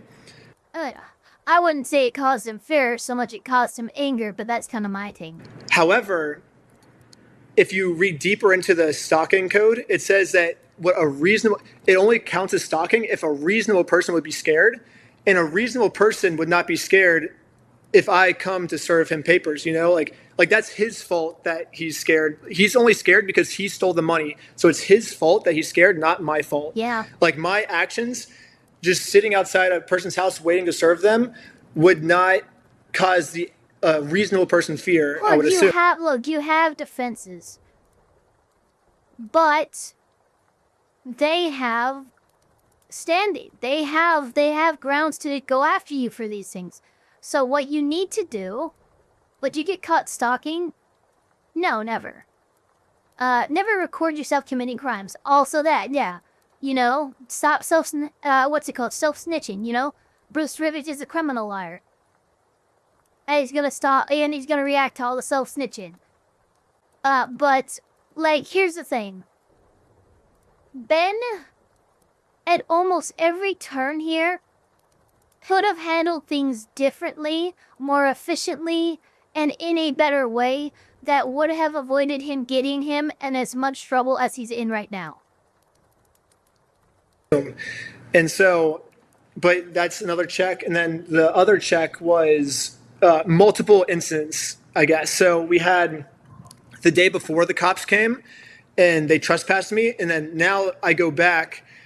And so because there's multiple instances of harassment, now it's stalking. So if I just harass someone once, that's not stalking. But because I harassed them twice, now it is stalking.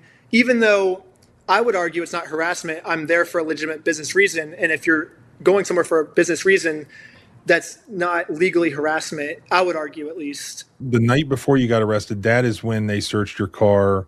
They detained you like for 3 hours, didn't find anything, had to let you go. Yeah. The next day is when you're trying to serve the court papers and they come interact with you and eventually arrest you. Yes. Are those charges still pending? Yes, I've been to court a couple of times for them. It looks like it might take about 1 to 2 years. I've already been to court like 3 or 4 times just because of this. So, what are the charges against you? Like, what are they called? How many counts? It's stalking. I think it's a class A misdemeanor stalking. It's like the highest misdemeanor right before felony. It's like the worst misdemeanor I can have. And so that's stalking, and then residential picketing. So our way to get the Josh out of the house so we could serve him was I put a sign across the street that said like, I stole a family's life savings or something, you know? And it was just a small little sign. And it was actually, we looked it up. This patch of land, it's a small patch of land that it's like super kind of a gross patch of land because it's the HOA does not own it. It's just public for anyone to use. And so I'm allowed to put a sign there, you know, because it's freedom of speech. I'm using the public. No, well, it depends. It depends. Residential picketing refers to whether an area has been, you know, it's residential or if it's industrial or if it's, you know, by that definition, a person constantly following you every day to sell you stuff wouldn't be harassment or stalking. Yeah. Public land. If the police officers told me to take it down, obviously I would take it down. But it's funny because the police officers never mention the sign. Like out of all the times the police officers come, I'm always like, okay, this time they're gonna mention the sign, and they just like, this is fake court papers. I'm like, what? Like, so they always caught me off guard on that. But technically in Utah, targeted picketing, residential picketing is illegal, I guess. Even though it was a public area. So I don't really know much about that, but that's the other thing they're getting me on is residential picketing. They had to dig deep for that one. Yeah. It sounds like First Amendment retaliation to me. Yeah, that's what I thought. But that was the first time I got arrested. I got arrested again. So basically we realized if we sue them, it's like the police are making it impossible for us to sue them. Like if I try and do what the court tells me to do, I will get arrested. So we were brainstorming other ways to get his money back, and we're like, well, if we can't take Bricks and Minifigs down, maybe the video will be enough to take them down, and we can still reimburse them through a GoFundMe.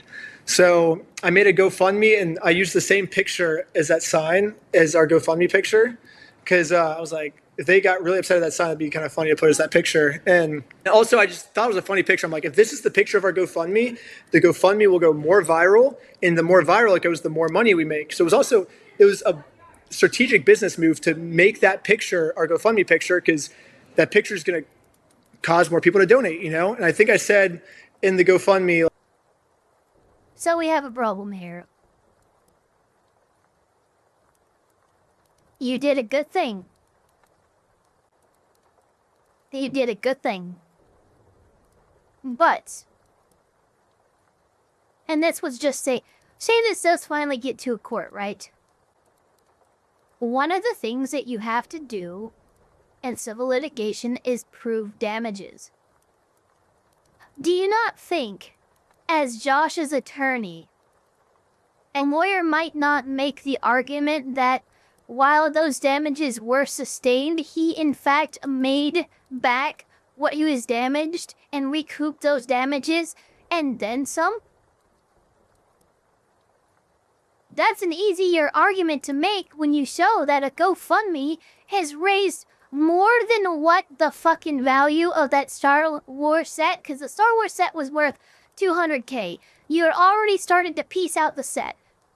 So we're talking maybe 100 or 150K left to sell out, and this GoFundMe has already raised $227,000 out of 250.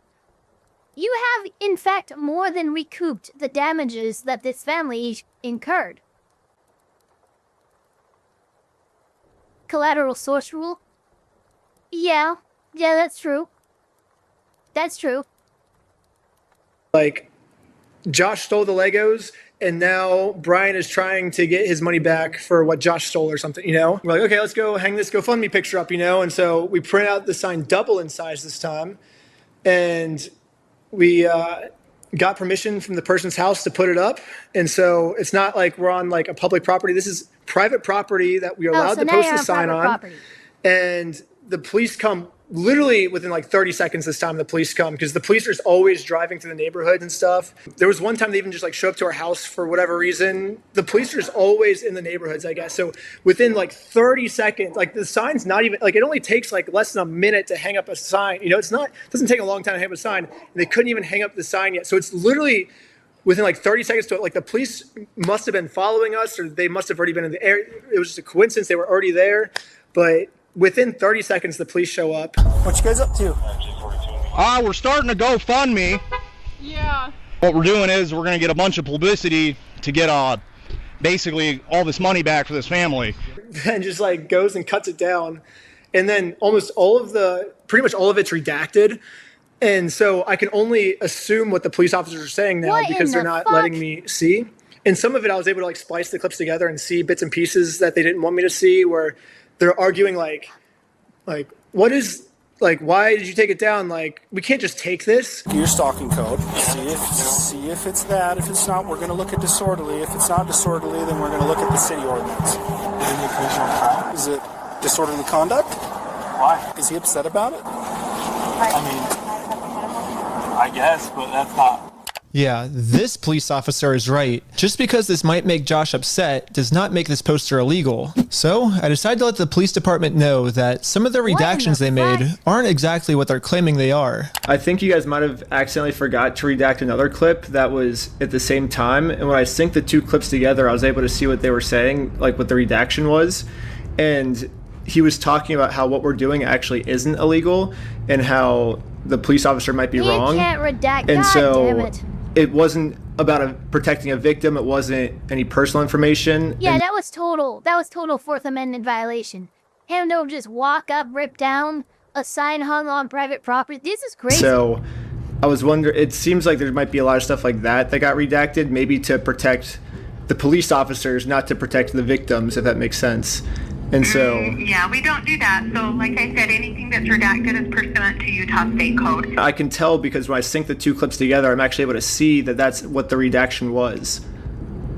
Okay, well, that didn't happen. That definitely didn't happen? What? No, I don't do that, Ben. Holy shit, this is fucking crazy. Oh my god. Follow the Utah State Code, like I just said. Okay. I don't know. It seems like the police department redacted this entire conversation because right here the police are actually admitting to themselves that none of this is illegal, but they're still going to try to arrest us anyways. It seems like the only reason they're getting rid of this audio is to protect the police officers from getting fired. The way you know we have First Amendment freedom of speech is I can say something you don't like and I'm allowed to do that. So the police officer is arguing exactly against that statement. He's like, if this makes him mad, this is illegal, which goes completely against the First Amendment. And so he's like, because it makes him mad, we're going to steal their property. They're kind of brainstorming schemes, a way to get us arrested. He's like, let's get him on disorderly. If it's not disorderly, we'll get him on a public nuisance. If it's not that, we'll get him on. And they're just listing off all these things. But at the end of the day, they can't find anything we're doing illegal. So finally, they're like, Sheldon, let's confiscate your phone. And then Sheldon pulls out his phone, and I guess he like double tapped it, and he sees his wallets up on it. And he just like locks his phone before giving it to them. And then they arrest him for destroying evidence, which they call obstruction. I cut in the video to Sheldon the interrogation. You can't just seize his phone. Do you have a warrant for that phone? Do you have a warrant for that phone? Room. He's like, I'm assuming you have a phone. He's well, what is funny, Eva, is the redactions will only hurt them in the long run because in the hopeful future, 1983 suit, those body cams are discoverable. Yeah, that's true.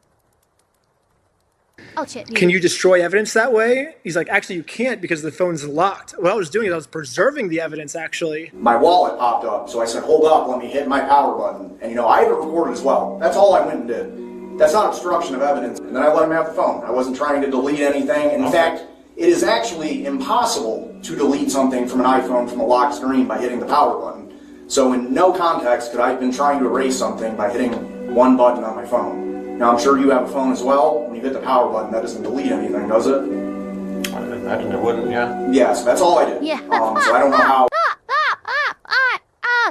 Fucking epic logic right there. Like, come on, what are you guys talking about? Well, that's obstruction of evidence, but that is what it is. So he gets arrested for obstruction just because they're fishing for anything at this point to get this GoFundMe down. After that, I'm calling the police. I'm calling the police station. So Sheldon's not even in jail yet, and I'm like calling the jail, and they're like, Sheldon's not here yet. And then all of a sudden, the police just raid our house. We're like, what the heck is happening now? And one of my friends is like, guns out and everything. Guns out and everything. What the absolute hell? Sparky, I know we don't like this kid. Sparky's Tech Corner. I know we don't like this kid. But busting down the door with guns drawn and rifles, I don't think this dude deserves. Holy shit. What in the why are you guys full on raiding his house? What happened? And I've heard of YouTubers getting swatted before, where like someone will call the cops and be like, hey, I'm like a dangerous terrorist, you're gonna explode everything, come get me, and then the police will show up, and it's actually really dangerous. So I'm like, I think we got swatted for the first time. But we're all confused. They're not telling us anything. We're like, are we getting arrested? And they're like, we can't answer any of your questions. But they end up taking everyone to jail, except for me. They took me to a detective room. And later I got the warrant. And on the warrant, it says that they had a search warrant to search our house for missing Legos, like missing or any stolen Legos. So it sounds like Josh actually went through on his fucking threat. Sparky's was with us on Mama Oko's stream last Friday when we were watching his first video. And one thing that was interesting is while he was one of the last times he was able to talk to Josh on the phone, Josh fucking went fucking nuts and went and threatened. He's like, oh, you know what? You're the one who stole the Legos, bitch. Fucking sue me and like all this other shit, right? And I'm like, well, that was fucking weird. Well, it sounds like Josh actually fucking played that card. It sounds like Josh has actually played that card, which is crazy to me. And so I'm requesting all this footage, like, hey, can I get the claims? Can I get the 911 calls of why they had to search our house? And they're like, we can't give that to you. You're just going to use that for clicks and likes in your YouTube video, so we can't give you any of this. Even though they legally have to give it to me, they're not, because they don't want me to make it viral. Oh, damn it. Look, they might not like it, but, like, you have a constitutional right to know what you're being charged for. You have a constitutional right to face your accuser. What is it? What is this? Oh, no, we're not going to give him the evidence we had and the charges we have against him because he's just going to monetize it for clicks. So, that's fucking, if he wants to do that, fine. Show me the law that says he can't do that. I guess. Like, why else would they be searching our house for stolen Legos if they didn't get a call? I don't know. It just makes no sense. I've been swatted twice, and what they actually did was share absolutely everything with me. Like, this is the call that we got. This is where it came from. This was the number. This was the IP address that was used, and then help me try to track the people down. Here, it sounds like it was sort of a mutual effort. Yeah, I'm not allowed to know why they swatted my house. All I have is it says, we are looking for stolen or missing Legos inside my house. Did they find any missing Legos in your house? No, we had no Legos in our house. I didn't steal the Legos. I'm investigating the thief who stole the Legos. So I kind of connected the dots, and then in the previous video, Josh said, like, if I actually attempt to go out and sue him, he's going to come out and say I stole the Legos. Yeah. I don't know. I'm just connecting the puzzle pieces in, like, the way I think is the best way to connect them, I guess. After the swatting, did they arrest you? Yes. They searched our entire house. They didn't find any Legos, of course, but they arrested me. They detained me in the interrogation room. So I wasn't arrested yet. I was just being detained in an interrogation room. Well, that was against your will, though, You're right? arrested. Yes. So you were arrested. Yeah, thank you. Thank you. Yeah, you were effectively arrested. Detained.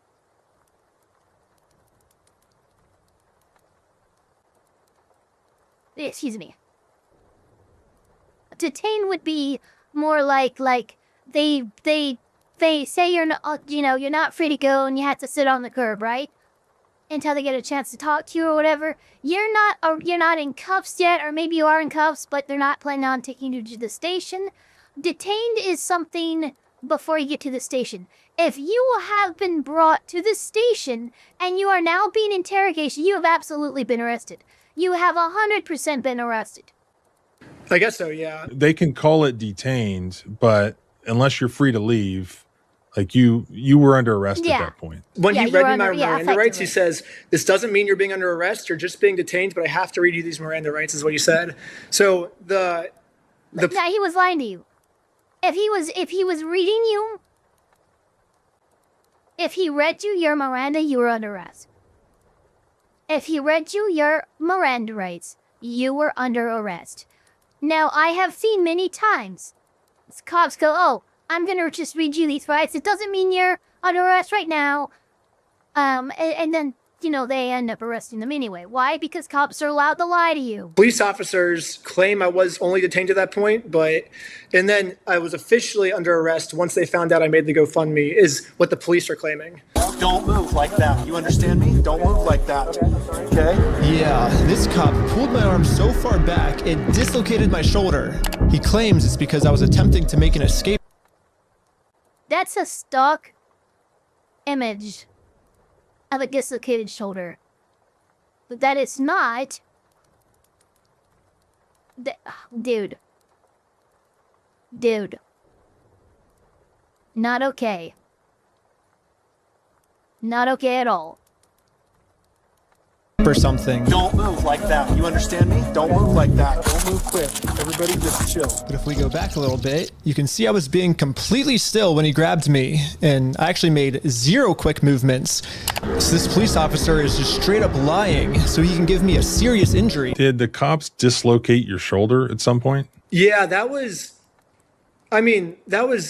so I was skiing literally 2 days before going to Utah, and I had a really bad skiing accident where I dislocated my shoulder.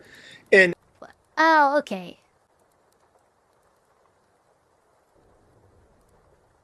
It still kind of hurts. I probably need like surgery on it or something.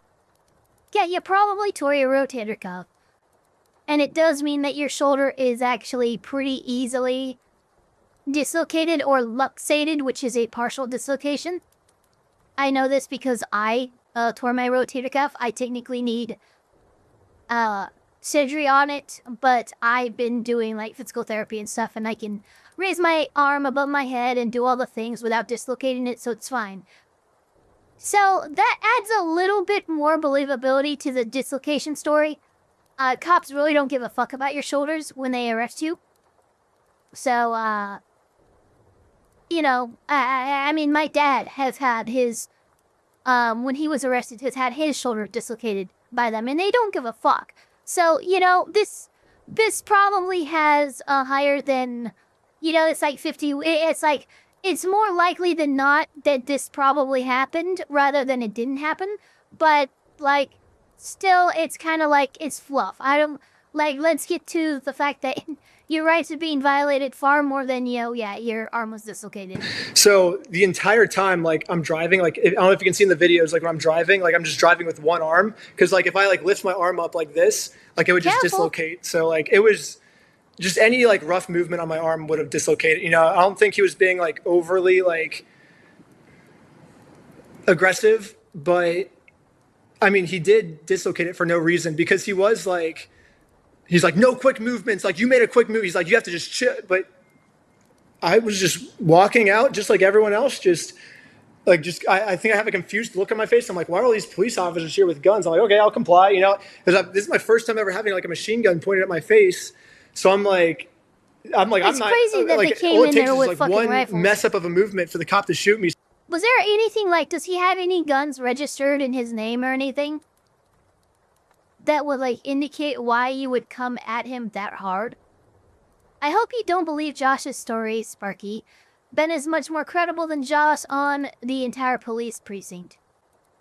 Well, look, the issue is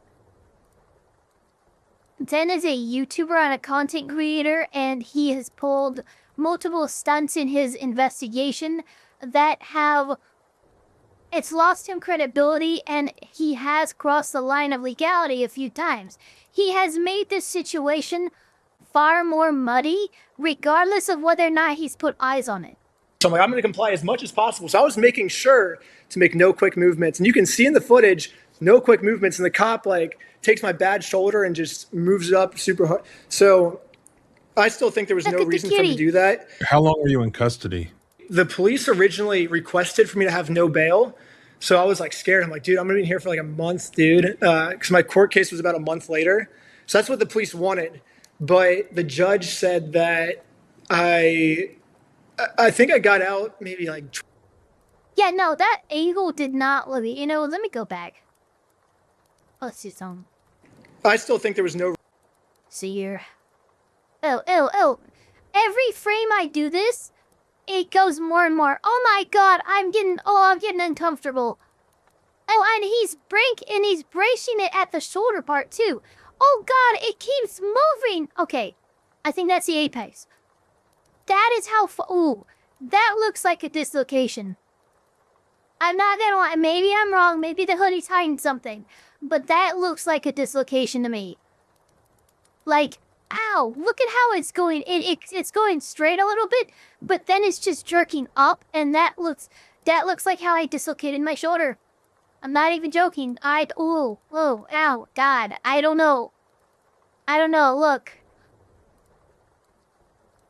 Damn, I mean, it looks painful at the very least.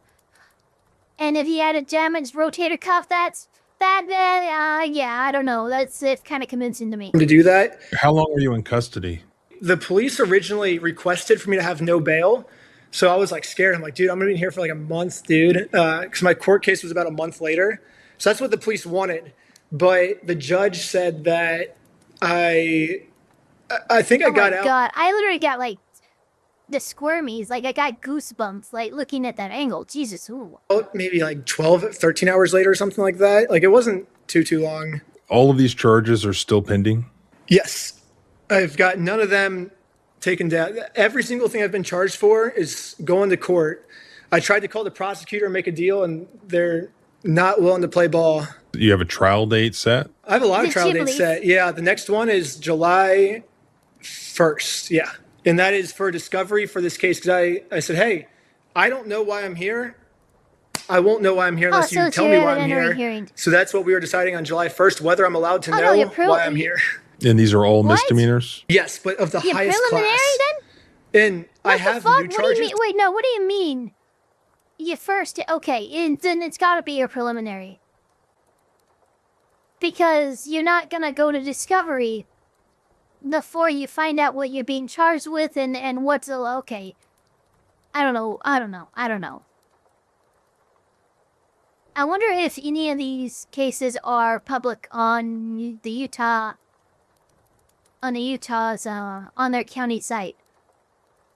Sometimes they are, sometimes they aren't, I wonder. So after my first call with Eamon, where I'm like, hey, can you please just give us the Legos back? After my first interaction with Eamon calls the police. He's like, Ben just came in here saying he's going to burn down the building if I don't give the Legos back. He's going to shoot every single person inside.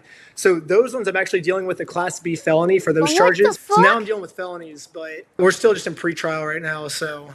And meanwhile, has this family gotten any of their money back or their Legos back? Now that big streamers are talking about it, I think if we can get big streamers to like shout out the GoFundMe, I think the internet will do its thing and we'll reimburse them. But that doesn't solve the problem. Yeah, let me see something. I'm sure he's got the GoFundMe here. Details, here is Ben's GoFundMe. Let's see.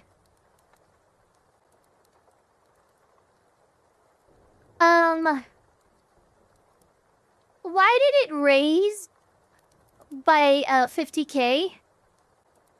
Guys, what does that say? 227,988,000 raised of the $250,000 goal. 282,510 of 300,000. What just happened? What? Can somebody explain to me? GoFundMe does that. Okay, so this is how it works. No, I think someone just said, this is how it works. If this is how it works, okay, because I don't use GoFundMe. But if it's not how it works, it's a little weird to me.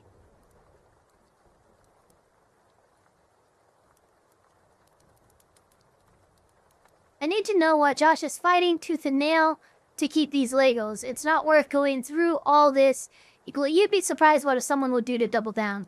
Is there any update on the GoFundMe? That's what we're doing right here, Golden Gnome. As in where the money is going? I mean, apparently this money is being used to reimburse Brian and his family.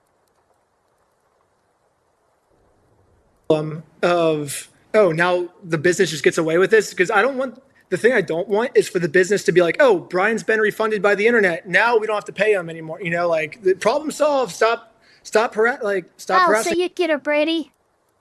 You'd get, yeah, honestly, yeah. Honestly, yeah. I'd be like, yeah, we're like tiptoeing around Brady violations here. And I swear to God, I will fucking bring up the subject if we don't fucking straighten out and fucking behave appropriately as a prosecution's office, please. Now, you know, like, that's what I don't want. So I was thinking maybe the GoFundMe's for me. And then what happens is I take the money from the GoFundMe, give it all to Brian in return for the rest of the Legos we didn't buy from him. And now it truly is like me versus corporate. Oh. Brian gets refunded, but now I'm in debt to Bricks and Minifigs. Okay. Is that how you're doing it? If that's how you're doing it, let me read your GoFundMe real quick. Funny, we cover their collection or the value of it and cover legal costs. Having to share in the fruit means a lot of the families were making real difference, blah, blah, blah, blah. Even though it did not belong to it, according to Rima down, Tim returning, claiming you know, privilege and brand will take in 3 hours. So it is illegal, shouldn't have been the cost of for today. Should we without attempt to those kids? I mean, luckily, there's such a thing as expressed warranty, and you are here on a lawyer's channel saying this is what you're planning on doing, which, yes, it would place Brian and his family firmly out of the conflict, which I like, and it puts you in it. I really hate the fact that I know you're doing this for more content and more virality, but you are getting Brian and his family compensated, and more importantly, out of the legal quagmire that you are the one who kind of created here. And then now Bricks and Minifigs has to pay me back is kind of what. And that way Brian gets completely, because he just wants out of this thing. He just wants to get paid and leave. So I was thinking that might be the best way to deal with it. So I used the GoFundMe money, buy the rest of the Legos from Brian. He gets paid out. And then now I just continue to fight for the money Bricks and Minifigs owes me now. Sounds like a plan. That's crazy.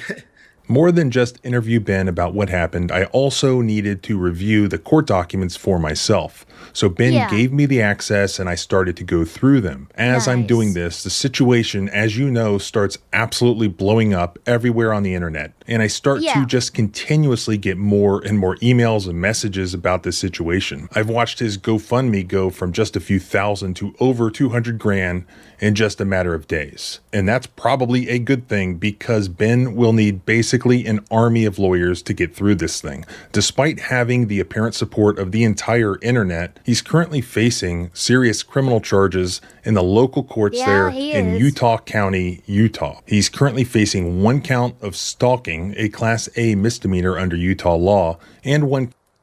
Let's see here. Okay. Count 1 of stalking, count 2 of targeted residential picketing.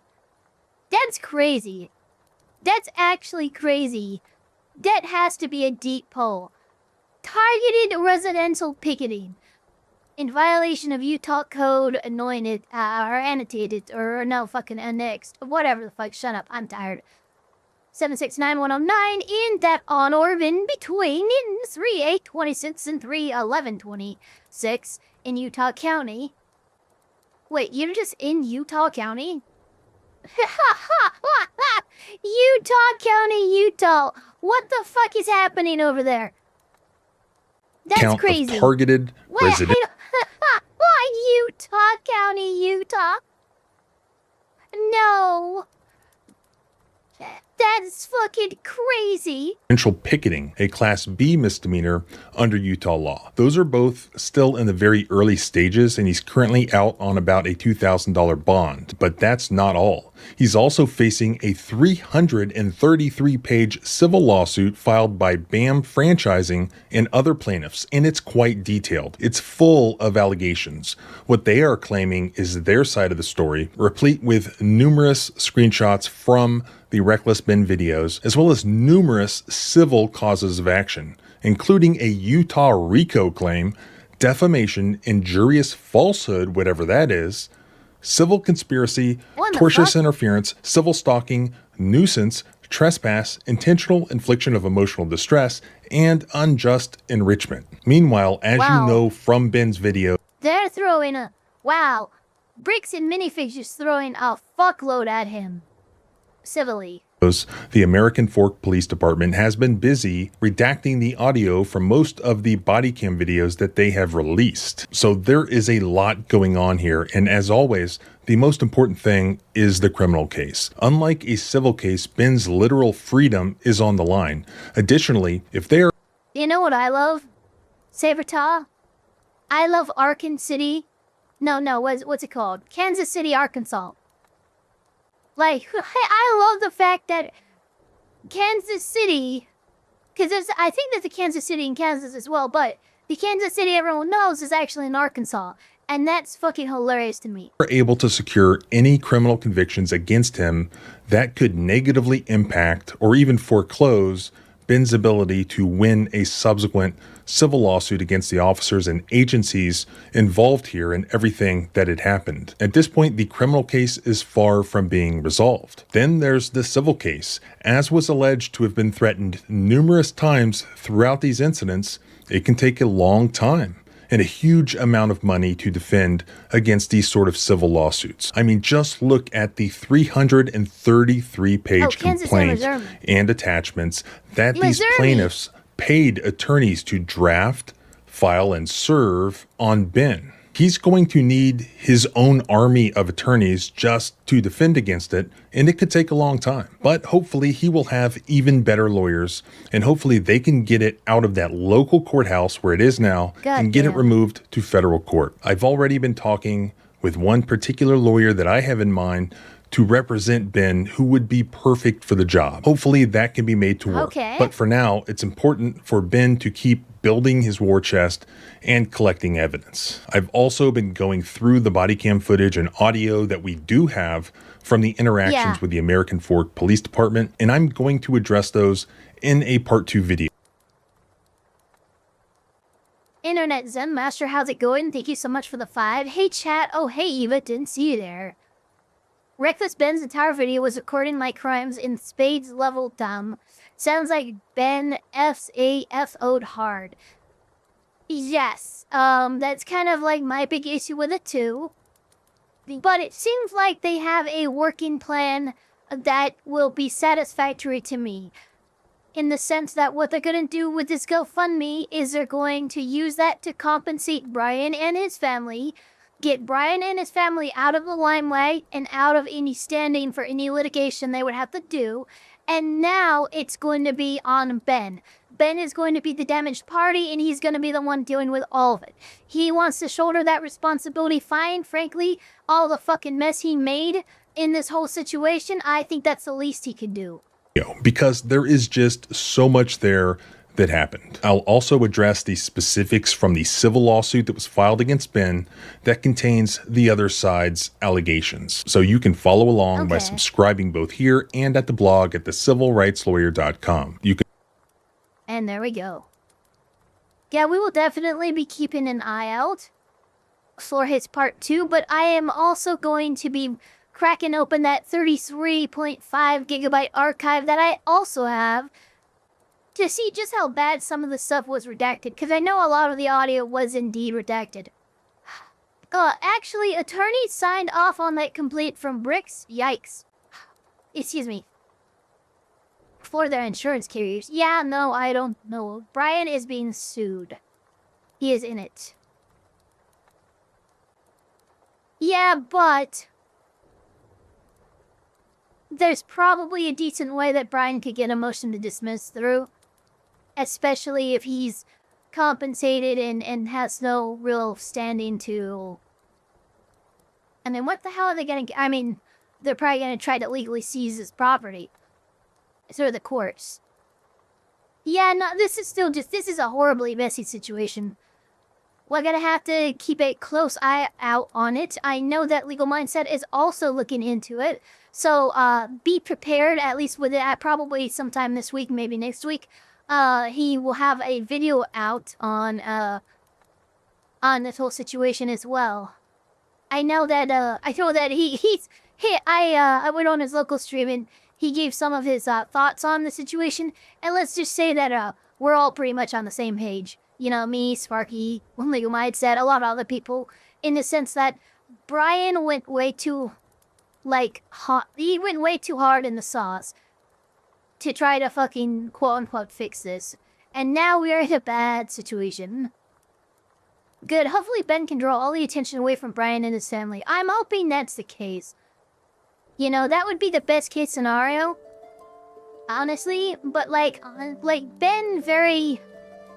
Oh, Jesus. Ben very closely, he's not far from a nuisance streamer to me. You know, he doesn't meet the standard yet, but, I see some of the red flags and some of the signs. You know? McSkittle, thank you so much for being a house girl for 16 months. We are, sadly, that was all we had to react to today, and in a little under an hour now, we're actually going to be launching a Rumble stream where we're watching part 3 of Magica Madoka. Big Diddy, Big Diddy. I'm so sorry. Gobbo, I will give you the link to the Rumble stream in a little bit. It'll be at the top of the hour coming up. Thank you everyone who came and decided to react to this content with me for the last couple hours. Don't forget to like, comment, subscribe, hit that notification bell as hard as you possibly can, and we will, of course, see you all on the next one. Don't put that on me. Ben drowned in the sauce. No, he absolutely did. I'm confused. Why is Ben the bad guy here? I mean, what else could he have done in a small town? Can you really litigate your way out of a small city like that with every law enforcement against you? Start now. If you want to know the things I think he could have done to not get in as much shit as he is, I would suggest that you join Mama Oko's stream this coming Friday, where we're going to cover his part 2 video. I'm not going to cover it now because we're on our way out, so we'll figure out who we're going to raid out into. The Professor King, thank you so much for the 5. Before you go, I want to say thank you for the sweet dreams I'll have tonight, and thanks for the memories. Shut up. Remember, as soon as this goes down, I am making this private. So, you know. Close that, let us do the edit, customization, or redirect. Alright, let's see here. We have Diesel, Doki Bird, Salvi. You know what? You know why? And you know something. We're gonna go ahead and raid out into Doki.